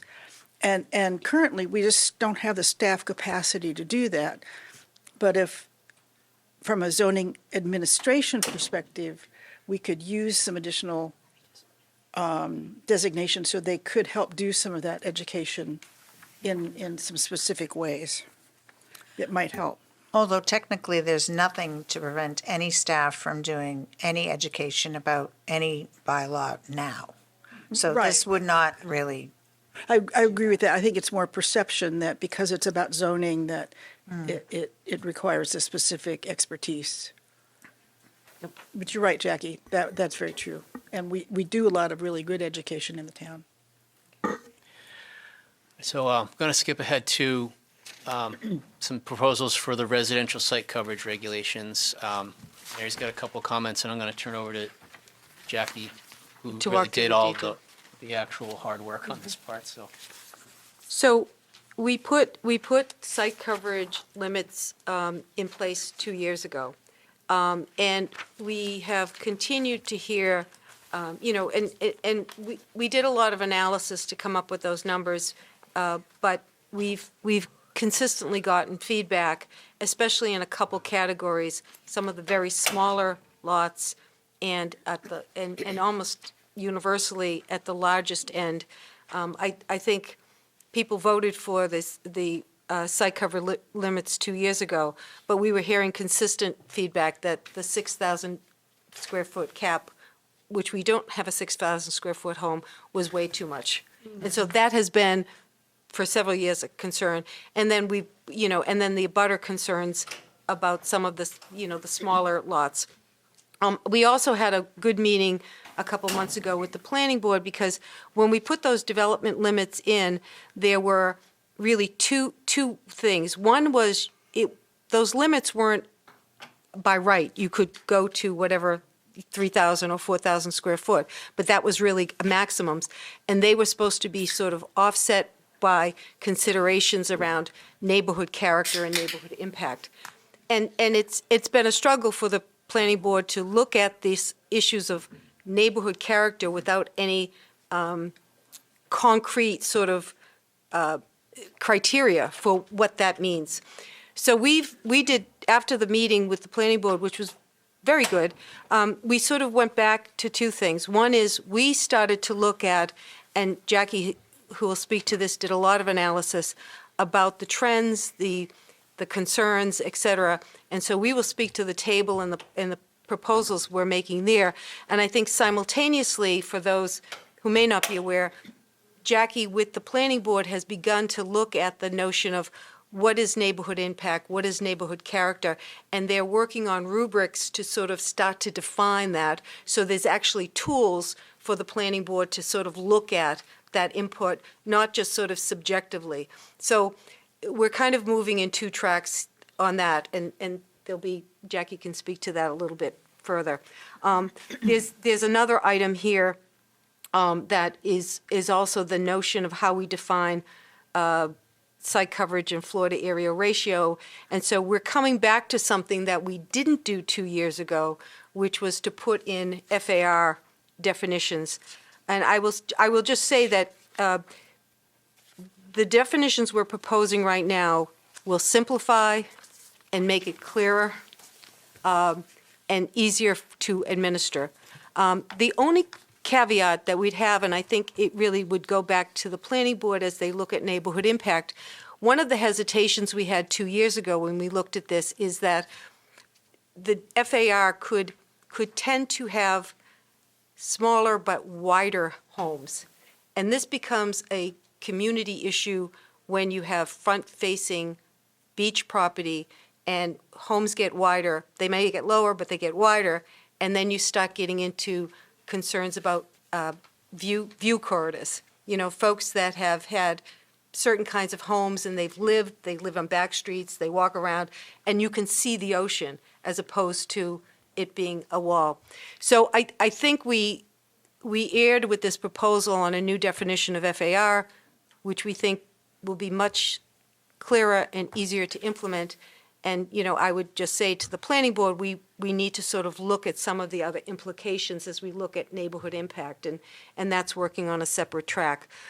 And, just the final comment I'd say before Jackie will go into all of the detail is, we recognize that there's going to, we have, I think the last stat we looked at was almost 60% of the property is over 45 years old. There's going to be a lot of redevelopment coming, and it's more of an issue of not recognizing there's redevelopment, but how do we manage that growth in such a way, especially on the Bay side where you have really small lots. How do we manage that growth in such a way, again, around neighborhood character and neighborhood impact? So that's sort of the philosophical balance we're trying to do. But without further ado, I'd like to. You've covered it. I covered. Well, no, you've got a lot of detail, Jackie. So. And I've been at jury duty since 8 a.m. this morning. So. Yeah. All right. Thanks. Jackie, What's that? find the microphone. People watch it at home. Let me tell you how. Do you want to sit here? No, do you need a mic? No, I'm actually. I mean, now like half your face is cut off for me, but it's fine. Microphone, good. Thank you. All right, thanks. Okay. Maybe we can jump to the next slide, Paul. If that makes sense. All right. So I think what I'll say in this bylaw change, a lot of this is technical. As you read through the bylaw, there's math in the bylaw. That took some time. Not my strongest subject, but we got there. Part of the problem that we found with this and working with builders, with developers, with property owners was just how confusing the site coverage bylaw was for the average user. And so moving to a few slightly different definitions and a slightly different calculation.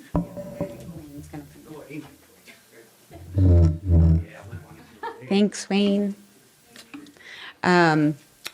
Moving to those more clear calculations are going to be important for the users of this bylaw to be able to know how to design their project and make sure that they're within the rules, if that makes sense. And that was a struggle before. So I think what's important to note that has not changed in this use of net floor area, which is a little different than how we were talking about site coverage, but this still, we're not talking about basement areas, attic areas, farmers' porches, open porches and decks, or detached accessory structures under 200 square feet.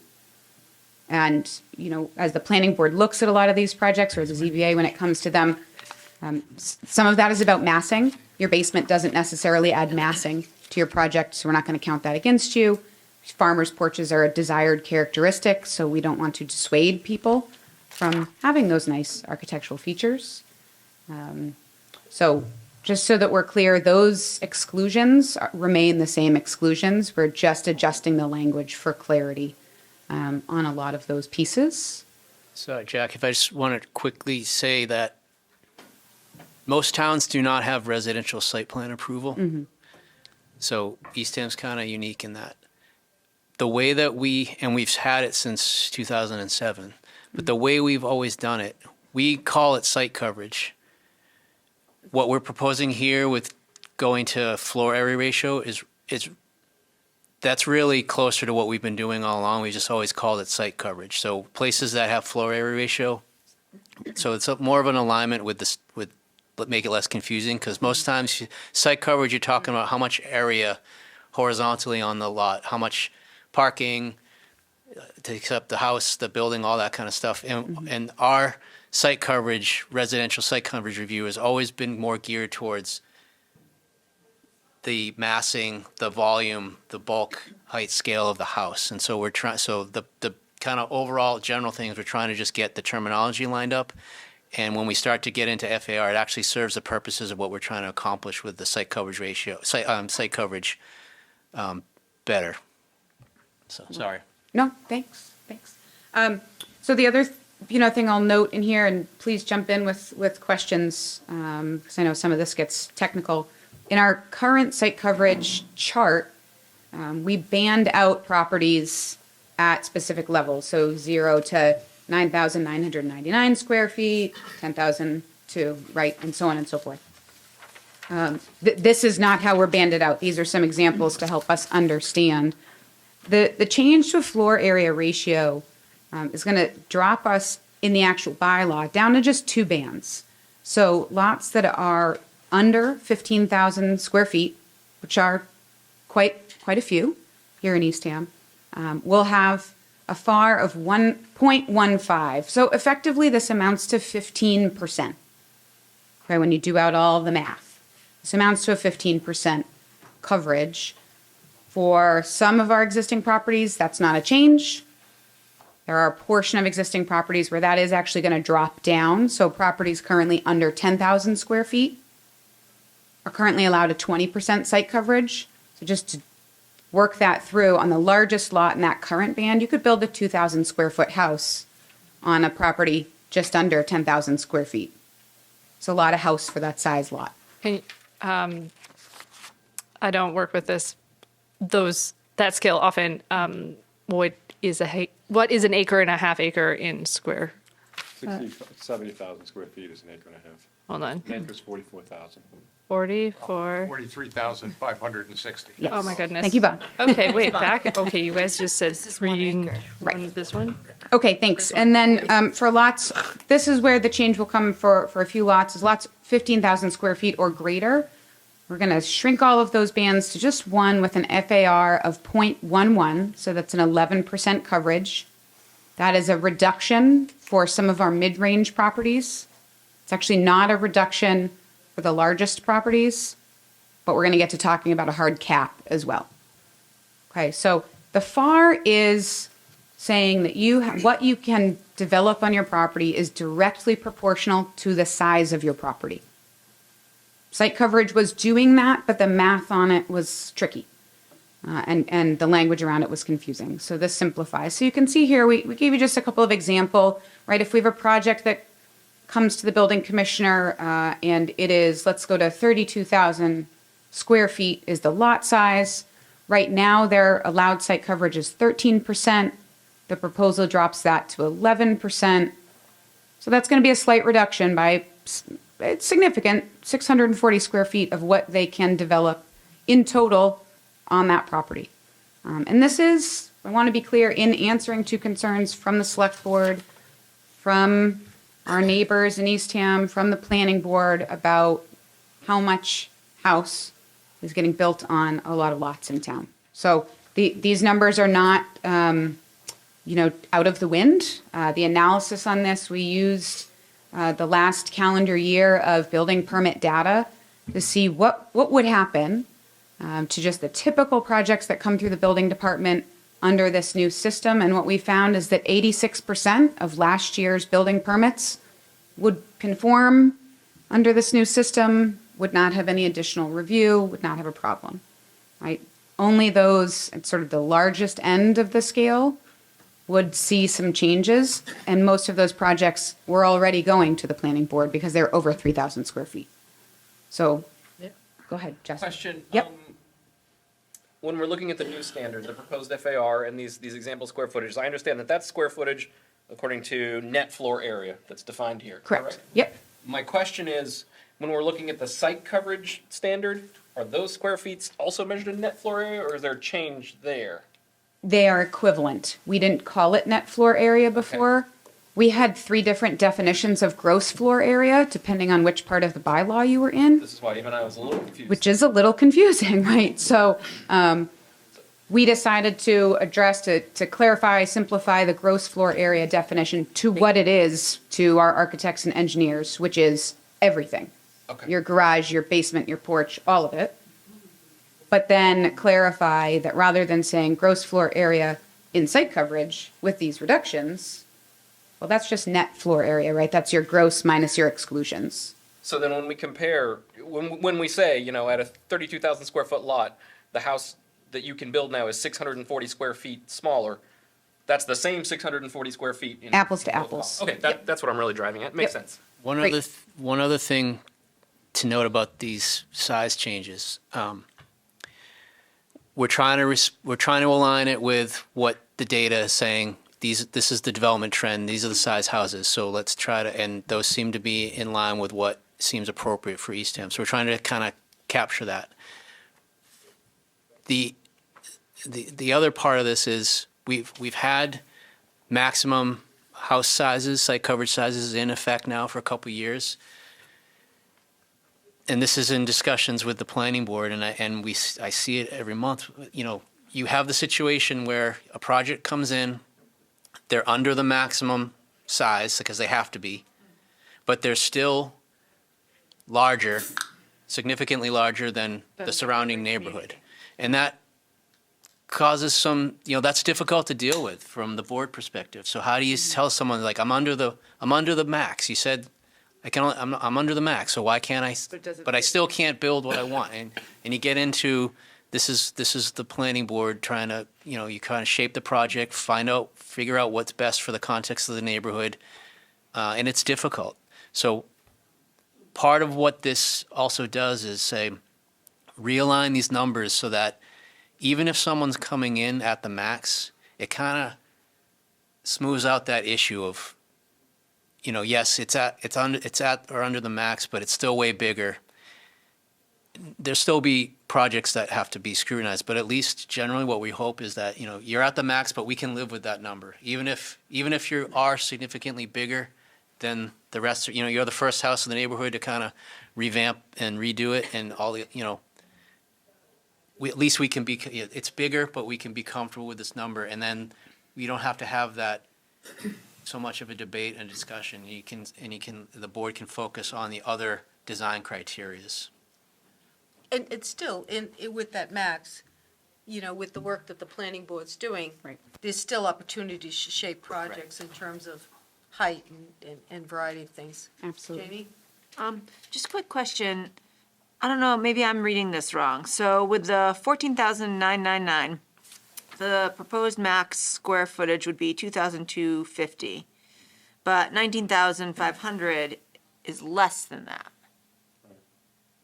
So, yes, this is the sawtooth effect. Yeah. So in some towns across the state that use a floor area ratio, they have one for the entire town. Yeah, right. So they say every single property in town, no matter the size, has a 15. Right.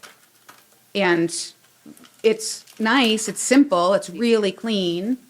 Martin likes a straightforward number. And we discussed that a lot. We looked at some of the numbers on that.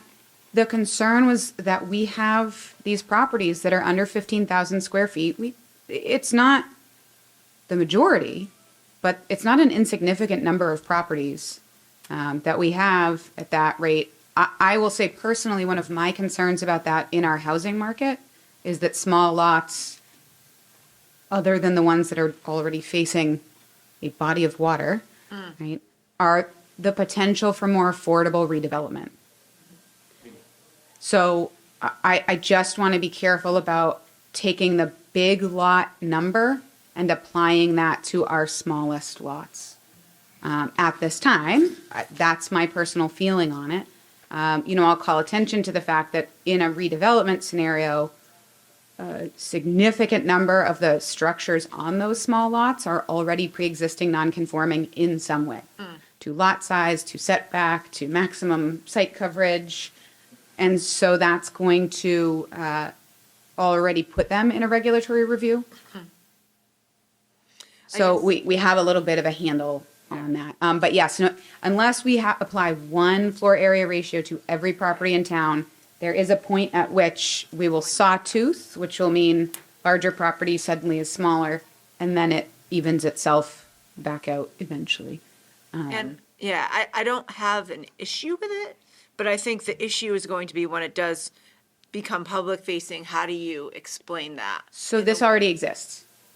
So in our current site coverage, this already happens because there is already a percentage attached, except it goes 20%, 15%, 13%, 12%, 11%. So it happens 5 times in the current bylaw.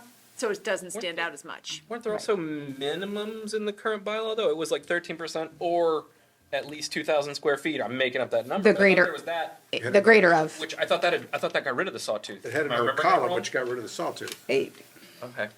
Okay. Because then I'm imagining It's part of the here complication. You could vary Yeah. the FAR as between 14,000 and 19,000, and next But thing then- you'd be right back at this is too Right, complicated. but that's where we get into that gray area of, well, it says 12%, but it also says the greater of, so I'm gonna go with the greater of. Right. And build the biggest possible house that I can build. Do we have? is where I we come mean, back to we the must. The issue. data must exist. Do we happen to have any idea, like how many lots in town fall into that sawtooth? Well, Where I could build bigger if my lot were smaller. That I don't know. I can certainly do some more research with the we had that assessor's office. 2 years ago. Yeah, I mean, we do have a, it's a, Well, I don't, 'Cause you could I maybe don't get know that lucky, we you have could it maybe even at plan that around that 15,000 square foot threshold. No, you know what, at the 19,000 square foot and below, it's about 600 properties. Right. So a little more than 10%. So it would be, That's the number that could build a bigger house if their lot were only smaller. yes. Okay. That's not everything under 19,500. Yes. That, That's that number 600 sounds properties. shockingly high to me. Yeah, so that's not what we're asking. We're asking how many fall between 19,500 and 15,000, right? That's what you want to know. That may be correct. It's something very like that, if not Yeah. exactly that. You want Well, to know. so, and There's some area of lot, according to this formula, where if my lot were smaller, I could build I a would be allowed to build a square- bigger house than I'm currently allowed to build. My question is, How how many? many such lots are there that could build bigger if they were smaller? But I Don't would have also a argue pres- that's a, that's We a don't have a precise number right now because Right. the way we It's we a cut the couple numbers. 19,000 and lower is about 600 properties. So it's going to be slightly less than that if we're talking about 14,000 and lower. but we can get those numbers. Yeah. And I'm just be curious, because I'm imagining also, like I said, That's a you good could, question. you could get lucky and find that there's kind of a hole in the data. You could maybe even place your sawtooth right at that hole in the data, because lots are Yeah. gonna be like, these are acre lots, these are half acre lots, these are quarter acre lots, and so Yeah. on. There's not a perfect spectrum of every possible size, so you could kind of find the holes and So- put the so- sawtooth there. I could define the hole for you, doing some quick math on my phone here. So if I look at 2250 at a, that's the lower end of the sawtooth. And how big does my next lot have to be? If my lot gets a little bit bigger, how big does the lot have to get to 2250 again? And that's 20,400. So when I look at this. So there you go, versus 15,000 to 20,000 is the sawtooth. No, so from 19.5 to 20,000, so there's only like a 1,000 square foot lot size that falls into this sawtooth. That's and you can double check me, I know Justin, you can see it as far as I can. Yeah. Like what's the next, like at, you know what I'm saying? According to what I just understood, and I could be wrong, the range is 15,000 to about 20,000, the 20,000 that you calculated. Right? Because if I'm at 15,000, I'm at the maximum, or if I'm at 14,999, I've got the biggest lot with a 15% FAR. Really see that, Right? So we know that's one bound, right? Anything bigger than that, and I might have to build smaller. The question is exactly what you asked. How big does my lot have to be before I could again build 2250? So it's 20,450. So the question is, how many lots in town are between 15,000 and 20,450? Okay, yeah. And if it's not many, then there's your answer, right? And if it's a lot, then we see, hey, could we adjust these numbers up or down 1,000 square feet and have a lot of people fall out of that? where you suggest that people donate some land to conservation. Well, yeah, that's what I was reading. My lots don't fall in this, so I'm okay. Justin, thanks for bringing that up. That's something we can study some more and try to optimize the math the best we can. There is going to be a point. Yeah. There is going to be a number where it happens, but we can try to look at where it has the least impact. That's when we debated this 2 years ago. Every time we drew a line, Of course. Yeah. there was always going to be some, And like you said, last time you had 5 lines to draw. there's fallout on Now it. at least there's only 1 line to draw. And I'm gonna keep us moving a little bit if that's okay. I do want to point out that we still have a carve out in the bylaw, which we have to have for pre-existing non-conforming and the expansion allowance for pre-existing non-conforming houses. That is something town council has made very clear that needs to remain. That is directly connected to the FAR for that property. So if my property is pre-existing non-conforming on the size of my site coverage, but I really want to add the laundry room to the ground floor because I'm sick of going into my basement, and I'm going to need to ask for a special permit. So I'm going to need to go through a regulatory review for that. and my allowance is going to be related to my FAR. So if I have an 11 for my FAR, we do some math, we give them, it works out to a very small number of square feet, like under 200. So again, these are not huge, but there is allowance for pre-existing non-conforming to grow. It is not perfect. It does mean if you already have a really big pre-existing non-conforming house that you purchased that way and you want to change, there is still potential for those folks to add some square footage, but that is we're sort of stuck in a requirement there. So You kind of have to, yeah, no, it's good to be able to say it. It sounds like there is a change to that I think we have, math, though. The existing was what, you could go to your, yes. you look at your current site coverage, if I remember right, and if it's 20%, you can add 20% to your square feet. So with the reduced FAR, that Now brings I that can add back 15%, or I can add 11%? Correct. Yes. Okay. So it's the same structure, just with the Yes. new numbers. Yes. Okay. There's another question, Mary. Go ahead. Oh, hi. This is a different question. So when you were reviewing this, did we take a look at what the economic impact is to the town of Eastham by reducing the allowable buildable size on these lots? No. Because, I've said this before, every time we restrict the size of buildings that can be built on these lots, we're reducing the taxable properties in the town. That means that fewer people are paying less in taxes, and for the rest of the people already living in the community, the burden increases. And as the budget is increasing, that's increasing even more. So, I mean, these have an economic impact, and I would encourage us to at least, at some level, take a look at what the economic impact is. I appreciate everything you're doing, but there is an economic side to this that I think we should at least ask.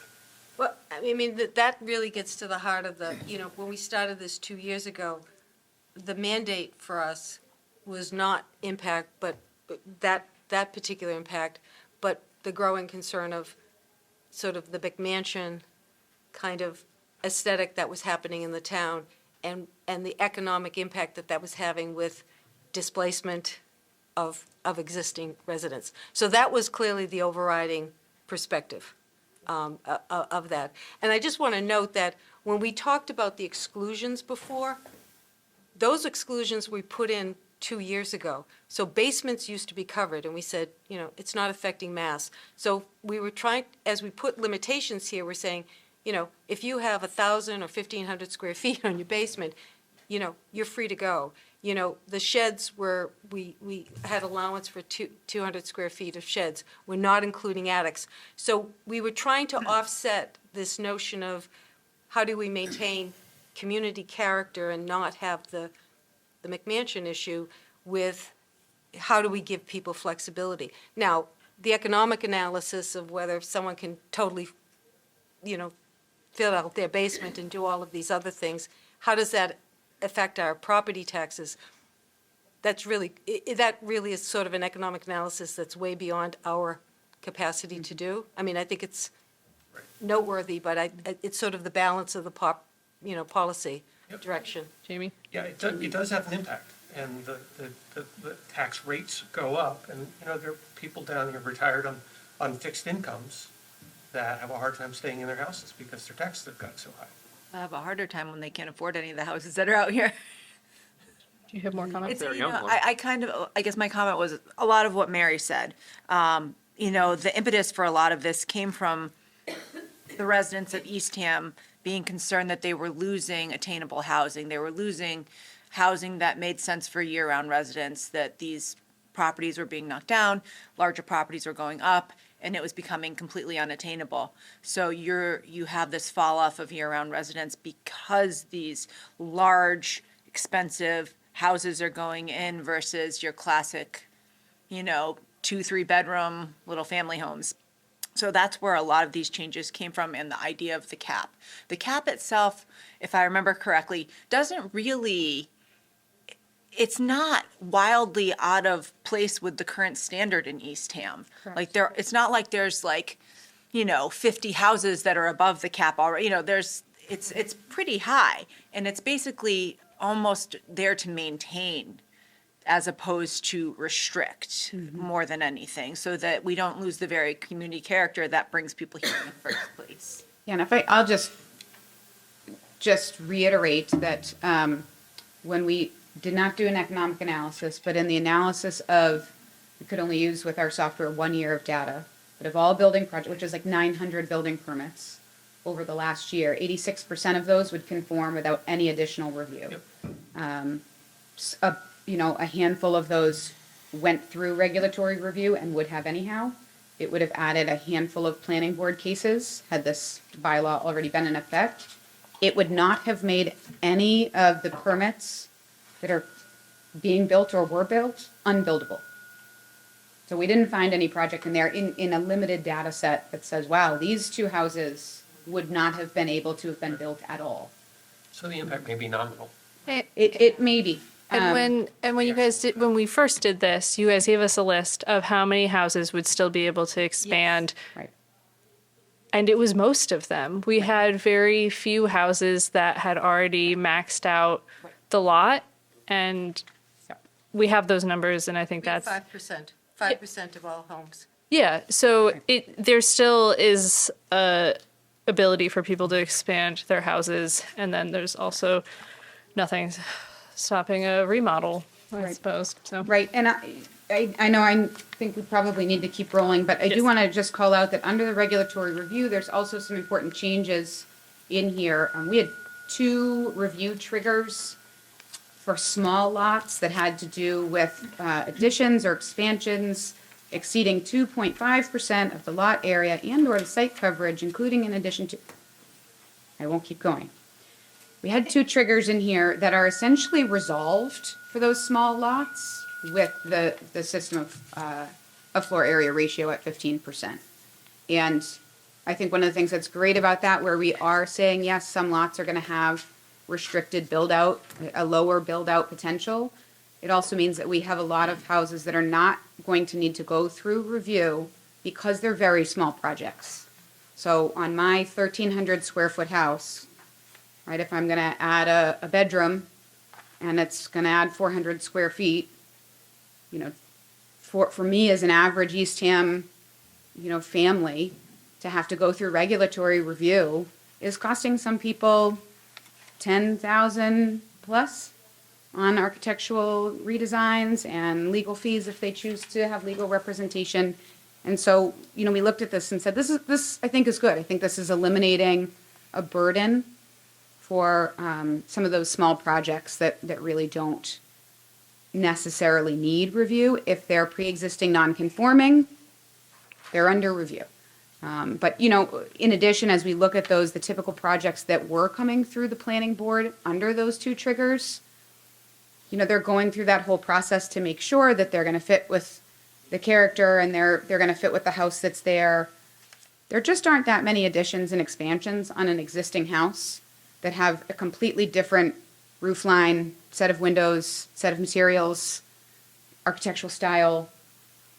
So they're coming through the planning board process without it feeling really necessary in terms of community character. So I think there's a good trade-off there for those smaller projects.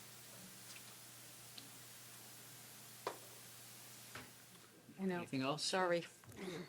Okay. You tell me. We're at 7:00. We have really one big one and some definitions. Yeah, just really one major. One major issue we'll try to get through right now. Thank you, Jackie. So the last major thing is proposed amendment to our inclusionary zoning bylaw. Just some real quick background. Inclusionary zoning is a regulatory tool that is really, it leverages market rate housing development to create affordable units. Our current inclusionary bylaw was adopted in 2022. It actually hasn't been triggered until just this past year. We had 2 small projects come in, and that really revealed some issues that we wanted to revisit this bylaw and make some adjustments to. Our current bylaw is really set up to help the town achieve progress on our subsidized housing inventory, the SHI. And again, that SHI is basically the official, in the state's eyes, that's the tally. The state has a goal for every community in the state to achieve at least 10% affordability in their year-round housing stock. Can I just, Sure. 80% when you say 10% affordability? Is that? Of how, yes, Is that housing that is at? 80% or Yeah, below. 80% or below. Area median income, yes. I just wanted to make sure. Yep. So where a town, so units that are created that have a deed restriction at 80% or below, the town gets credit for that, and we can add those units onto our SHI, and that's what the state looks at. And when you achieve this 10%, the town gets certain protections, regulatory protections that can prevent what we call an unfriendly 40B. 40B development, something that would be in the town's eyes counter to what we're trying to maintain. So as far as the types of housing, community character, and so forth. So our current, we're at 3.5%. So this inclusionary zoning, when we first put it into place, it's really the language, it's all geared towards creating units that all count on the SHI, which is a good thing. What these two projects that came in this past year revealed, though, is that having that requirement that all the units be counted on the SHI can be onerous on the developer. And in this case, it's not really a housing developer. It's small. It's two local businesses that are trying to redevelop a mixed-use property and add housing. And it's triggering the inclusionary. And basically what you get into is, for it to count on the SHI, the units have to meet certain size standards, which these projects were slightly smaller units. The owner developer is responsible for conducting a housing lottery, which can be expensive, $25,000 in some cases, and it doesn't matter if it's just one unit. If you're creating one unit or 100 units, it's the same cost, and there's other regulatory requirements that are needed to meet the SHI requirement to get these on the SHI. So these two projects came in and really kind of paused and say, this creates a situation where someone could say, I'm not doing that. Right. So they just don't do the project at all, or they cut down the number of units to get under the requirement, and then we're not getting, so the units are getting, maybe the units are happening, but we're not getting credit on the SHI anyway. So that's all the background that kind of led to what we're looking at redoing this, tweaking this bylaw a little bit. So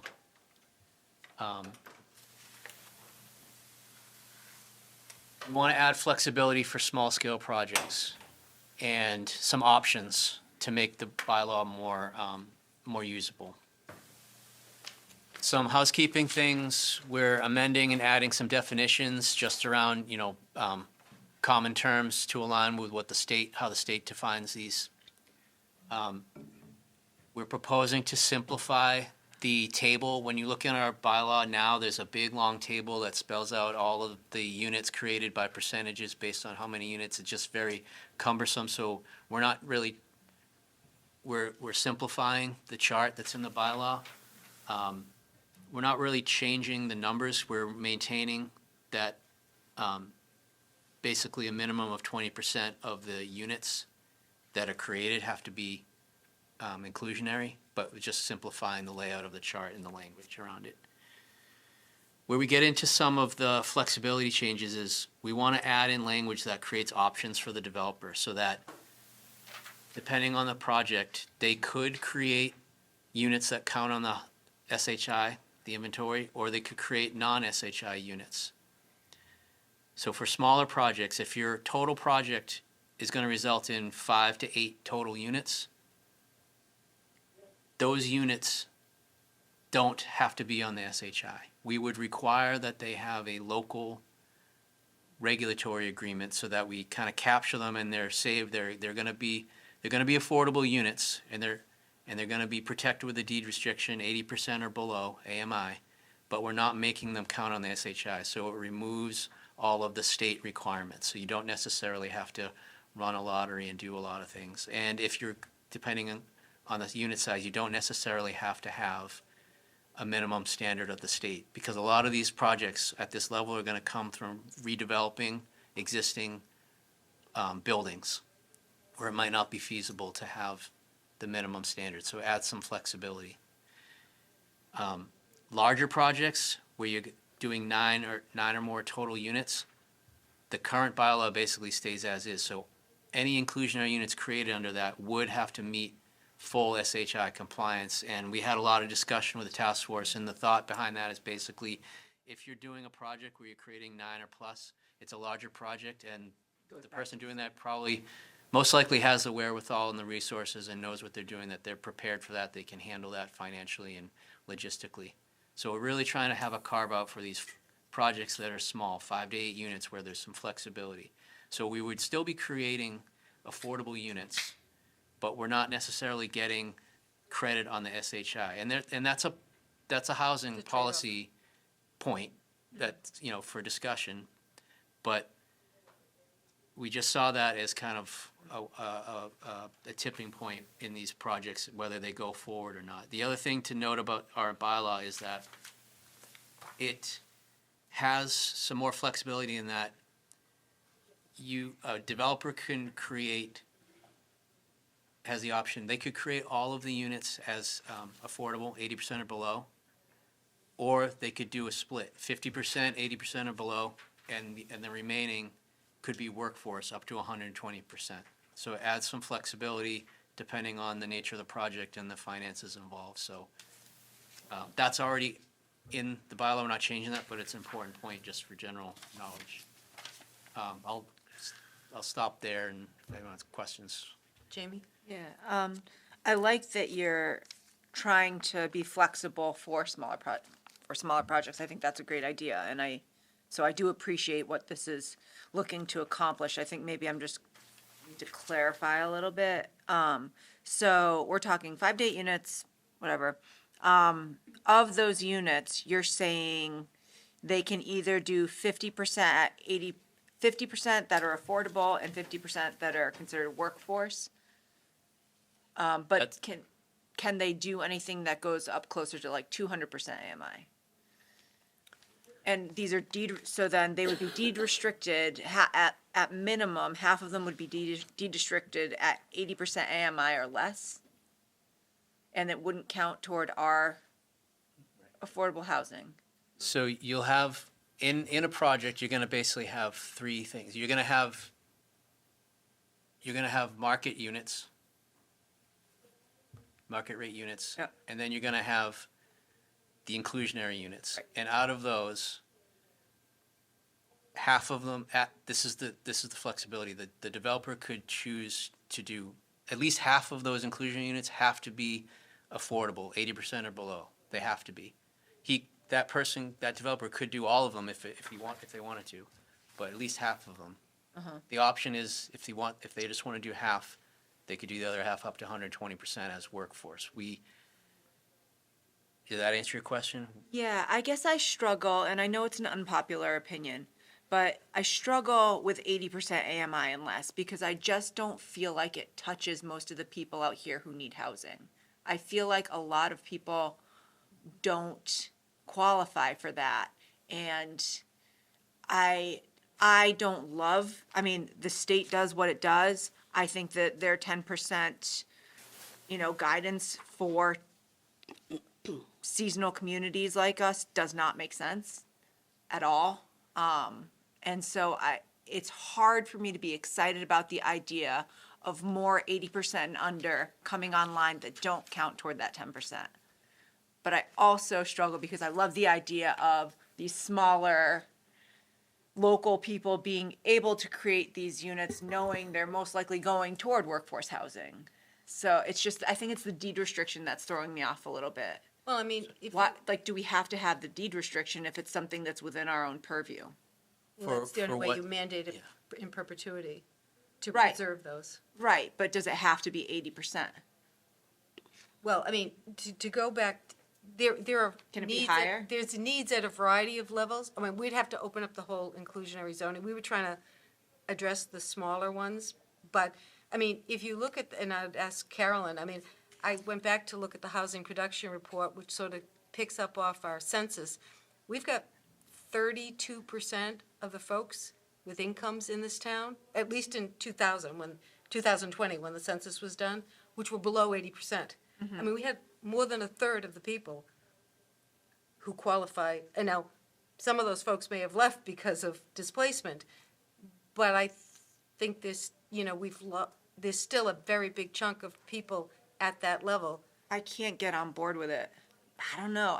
I can get on board with if we're looking at like at least 100, like, this doesn't count toward our state minimums, number one. We're deed restricting it 80% and under, so we've cut out a whole chunk of our working class population that needs housing desperately. I don't understand why it has to be 50% is limited to 80% AMI or less. Well, that's our current inclusionary.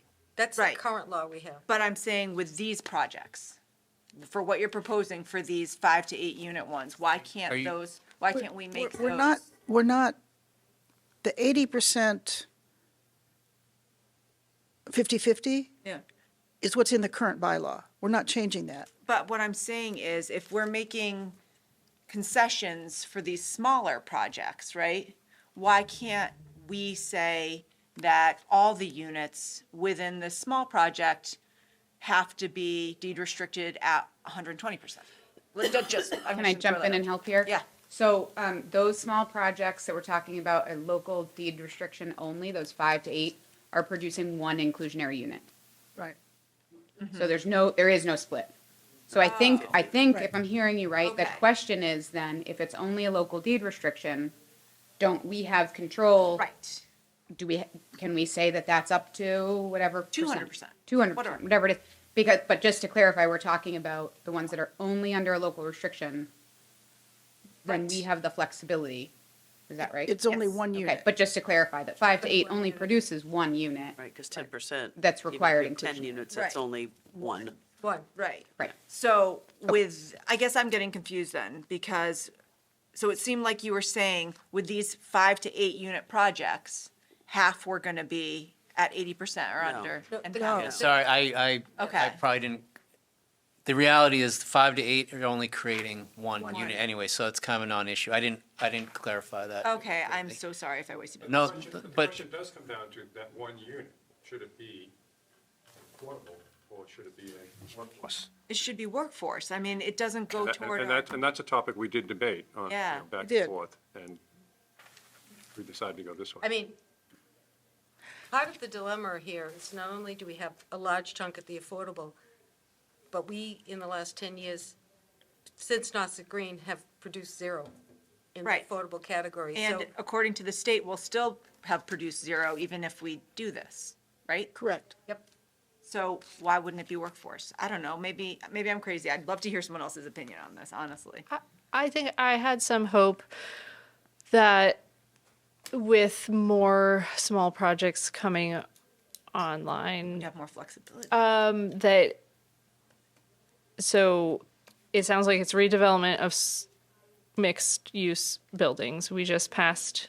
No, it could be standalone. It could be standalone, but the projects that you had come Top of the shop kind of. yeah, the top of the shop that you had come Yep. forward.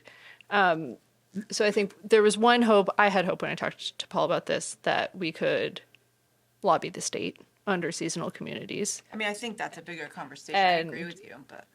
So that would be one hope at the 80% of AMI. 80% of AMI for a single person is $80,000. About 80,000. About $80,000. And so if we're looking at the size of the unit and who might occupy the size of the unit, I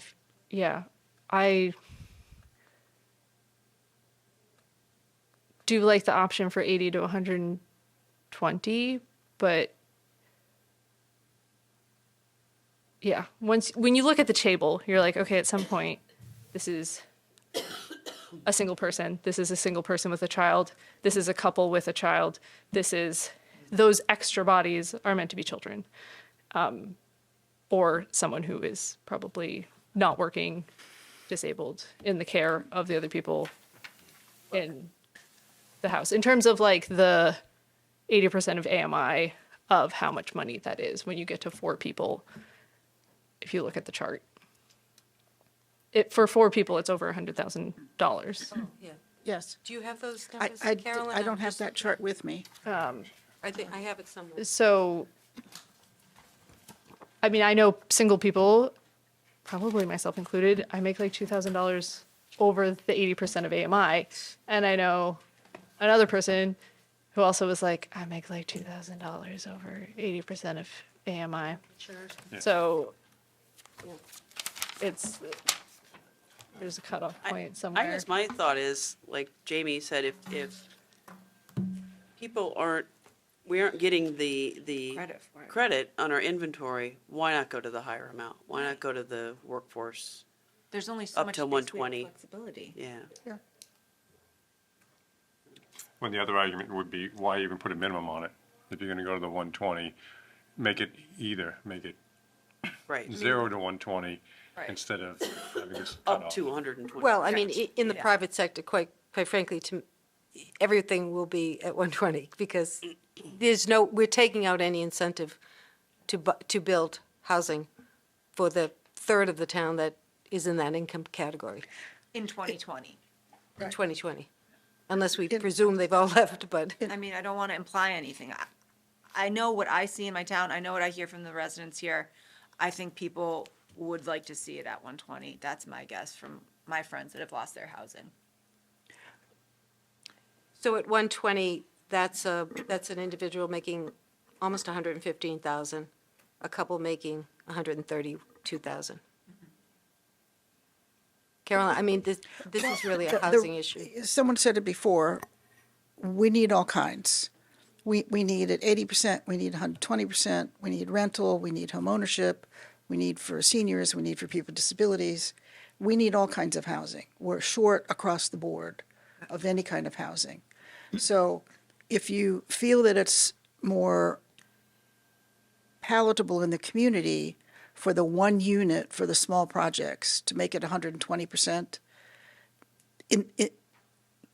I think that's fine, keeping in mind that when we get to the bigger projects, we've given up something on the small projects, and there could be a lot of small projects in town. I mean, So, again, and let me finish, please. So I think we just need to be aware of that as we go forward with some of the larger projects in town that have the opportunity to address the roughly 30, I forget the exact number, but 30 to 35% of the town that has income at 80% or below. Okay, that's 30 to 35% of the town. They may not be the people that you're hearing in from. 2020. In 2020. You gotta, Well, sure. it matters. It does matter. But what I'm saying is that we may not be hearing from those people as much vocally as people at higher income levels.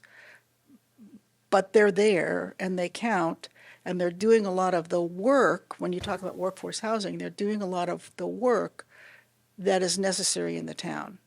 So I can understand what you're saying, and for the one unit to take it up to 120, I think we could accommodate that. But let's be mindful of that when we talk about what's going to happen with the town-owned properties and the new projects coming online, Yeah. that we've given something up to make that happen. I think I'd rather see these units in those projects because then we're getting the credit toward this 10% also. Right. Yeah, I think it makes a lot When of, you're it makes over more 9, sense. you get, I understand. Yeah, so no, I do understand. think, and I agree with you, I think it would make more sense for us to make sure we focus on that in those projects. Did you have any sense of it from the applications that came through on how they felt about the 80% AMI requirement, or if they were? Like if the people taking on these projects, what their preference? Yeah, because you had 2 of them, and it sounded like they were in part doing it because they did need housing for their workers. It's their workers. And I'm wondering if they felt that their workers, they would be able to either house or unhouse. I mean, Do you know what I mean by like for the 80%? Like if do their workers make more than the 80%? And they were like, well, I was gonna house this one person, but now I can't. Did you have a sense from the people who filed applications about that requirement? I don't think that aspect of it didn't really come up because it didn't get that far. It was really, there was kind of balking at the requirement to have to go through, again, I'm creating one unit to go through the upfront expense of running the lottery, doing all this So I think upfront. they'd be happy, they just don't have The to. pushback was the regulatory requirements, not the AMI. existence of having to put someone in. And I think in at least one of those cases, I think the properties the apartments are being developed kind of assumption that it's one worker, one of their workers, and so the income limits was not the top issue, it was the regulatory requirements. Could I ask a question? As a town, are we committed to providing housing for people who work here but can't afford to live here? And are we working in a direction where we can actually start to build some of that housing for them? Or are we sort of looking way far into the future? That's question number one. Question number two, does the state apply any pressure to this town? Because our ratio of affordable housing is so very low compared to other towns on the Cape. I'm just gonna pull it in only because I don't think the state applies to what we're talking about. The state has nothing to do with this project, right? Well, for the not reaching small. safe harbor, it's that if for example, if we don't have the 10% and a 40B came in and bought a piece of land, we would not be able to tell them no. We would have to like go along with it, and the state would back it up. We've done Yes, that. and so route. I think it's more of the threat of this. That's the threat more than the state. I was just wondering, is the state applying, or has the state ever applied any pressure or There's nothing punitive. suggestion to say we The have? state doesn't do anything punitive to the town. Like as Suzanne just explained, it's really that we lose the ability to be able to control how certain projects unfold if they come in. The developer has the ability to override local zoning, which may result in a project that isn't in the best interest of the community. Right, like the one we turned down. Right. And I think the other piece of it is, it's not so much punitive, but depending on, seasonal communities opens up a lot of opportunities for new funding sources, and that may be something in the future where it's not so much we're not in the running for it. They're not taking something away from us, but we're not qualifying for other opportunities. I don't see that. I mean, seasonal communities is really set up to help the towns make progress. So again, I don't think it's going to be anything that's going to happen as punitive. It's just like, are we setting ourselves up to be right there to get any financial or funding opportunities or grants or anything like that? So I guess the answer to your first question, the answer to that is yes. This is one of the tools, this bylaw is one of the tools to help us move forward. And we need housing at every affordability level. What we're trying to do here is make this more adaptable to the different situations that arise. And I think the majority of the projects in the future are going to be smaller scale projects that are redeveloping existing development. We know we really only got 2 spots in town that we know are going to be potentially, clean slate redevelopment. So it's going to be these small projects. They're going to be 5 to 8 units, and they're going to be creating 1, maybe 2 units. So we want to make sure we don't lose those opportunities and someone just bails and the whole thing says, forget, I'm not doing that upfront cost. So the thing that we need to comment on is, so if people have comments on whether or not we think it's a good idea to waive the SHI requirements by the state for projects that would only create one unit and just apply a local deed restriction to it at a percentage to be determined possibly in the future after more discussion. I mean, No problem with that. I think. well, that's the. I think that's the whole question. Yeah. That's the whole question. It's a And then two-part, it's a two-part question. it's a two-part question. Do you want to take the one unit and remove the requirement for the SHI and apply a local deed restriction? Mm-hmm.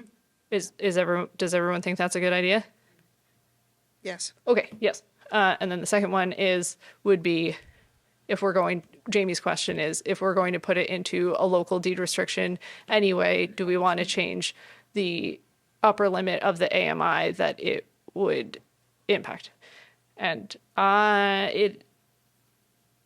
do we have more things to discuss? Should we, I don't know if we should. And I just want to, I think. You need to that decision Joanne's today. point, it's a larger housing policy. Right. In discussion for this town. Right. Because we have the lowest SHI on both the outer and lower Cape. We are way behind the curve. Every other town has affordable housing development projects underway. We have nothing. We're still going to be there even if we put this at 8%.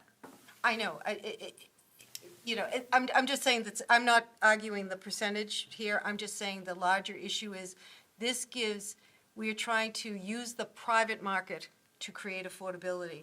And it gets just to a larger question of what is the overall strategy? Because we've had 10 years of housing production plans, each of which calls for 20 units of affordable housing to be built every year. And we've built nothing in the last 10 years. So we've approved plans. Not 10 true. years. Green was Yeah. 2020. Yeah. Nassau Green was 2020, so that was the one project, okay. 65, so that's. Well, that's not, I yeah. know, but it's not 65 units that, So, it's not, that they're all affordable. they all count. They all counted, okay. So I would say that our current state administration, the lieutenant governor and the governor, are very pro-housing, and they're pro-giving municipalities tools that they need to accomplish things. And I think whichever one that we decide on, we could probably haggle it with the state and make a case, possibly under seasonal communities, that it should be included without the fact that we went through the SHI. And there are more tools for those upper AMI areas through seasonal communities as well, and a number of other items. Do we need to decide this right now? But we need to make a recommendation in probably in the next 10 years. What is the I mean, sentiment? I there's guess- the whole, there's a whole process. It seems like the question is the percentage. So what are the sentiments on other folks? I mean, I'll say it makes sense to think about 120% in workforce housing.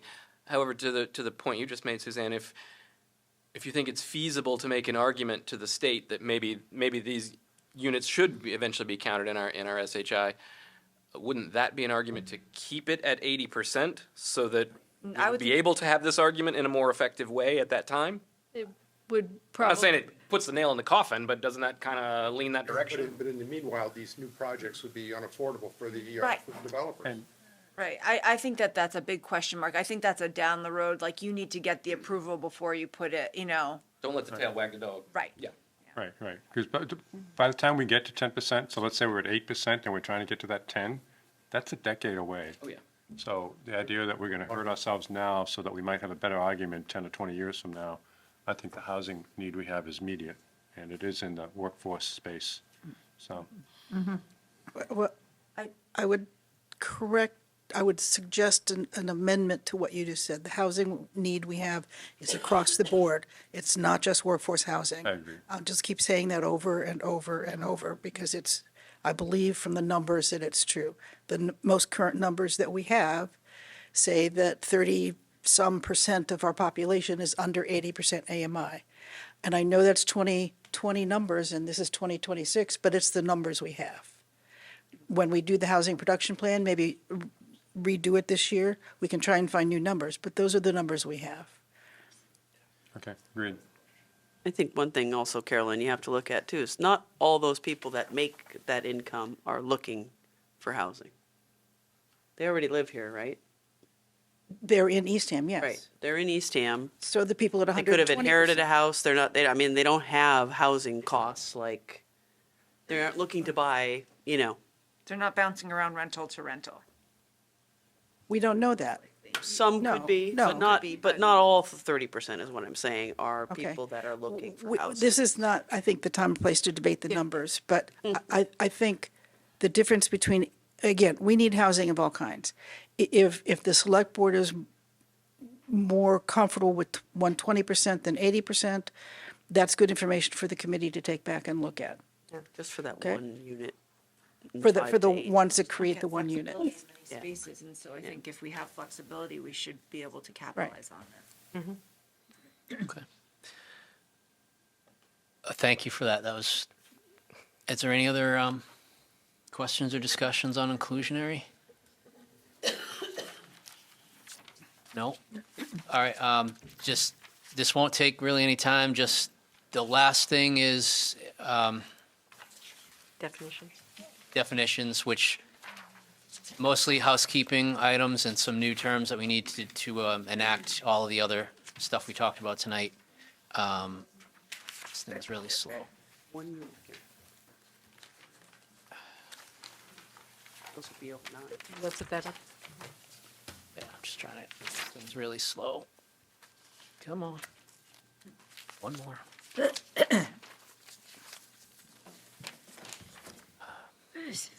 So, in order to put into place all the site coverage stuff we talked about, we need to introduce a definition for net floor area. A minor adjustment to farmer's porch. It's just a quirk that a farmer's porch is only something on the front elevation, not the side. We're just gonna make it so that it's all, and that gets into site coverage issues calculation.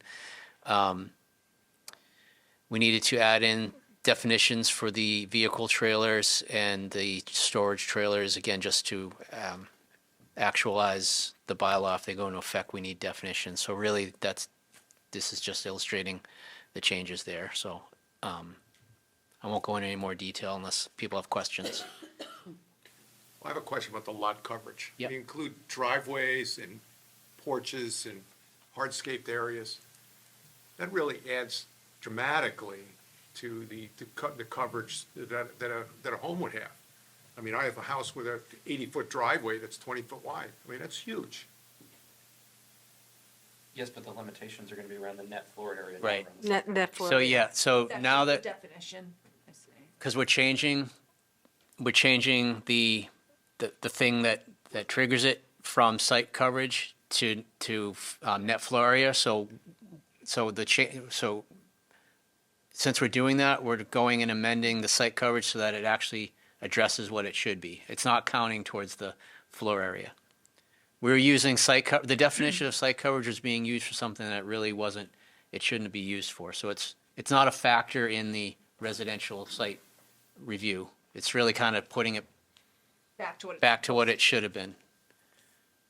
It's not, we're not counting your driveway area, your paved surface area is not He's not even. a controlling factor on your I think the project. gravel driveway is not counting towards this, so a sand driveway. This is talking about impervious paved areas. But we don't have, for residential, we don't have any limits on site coverage right now.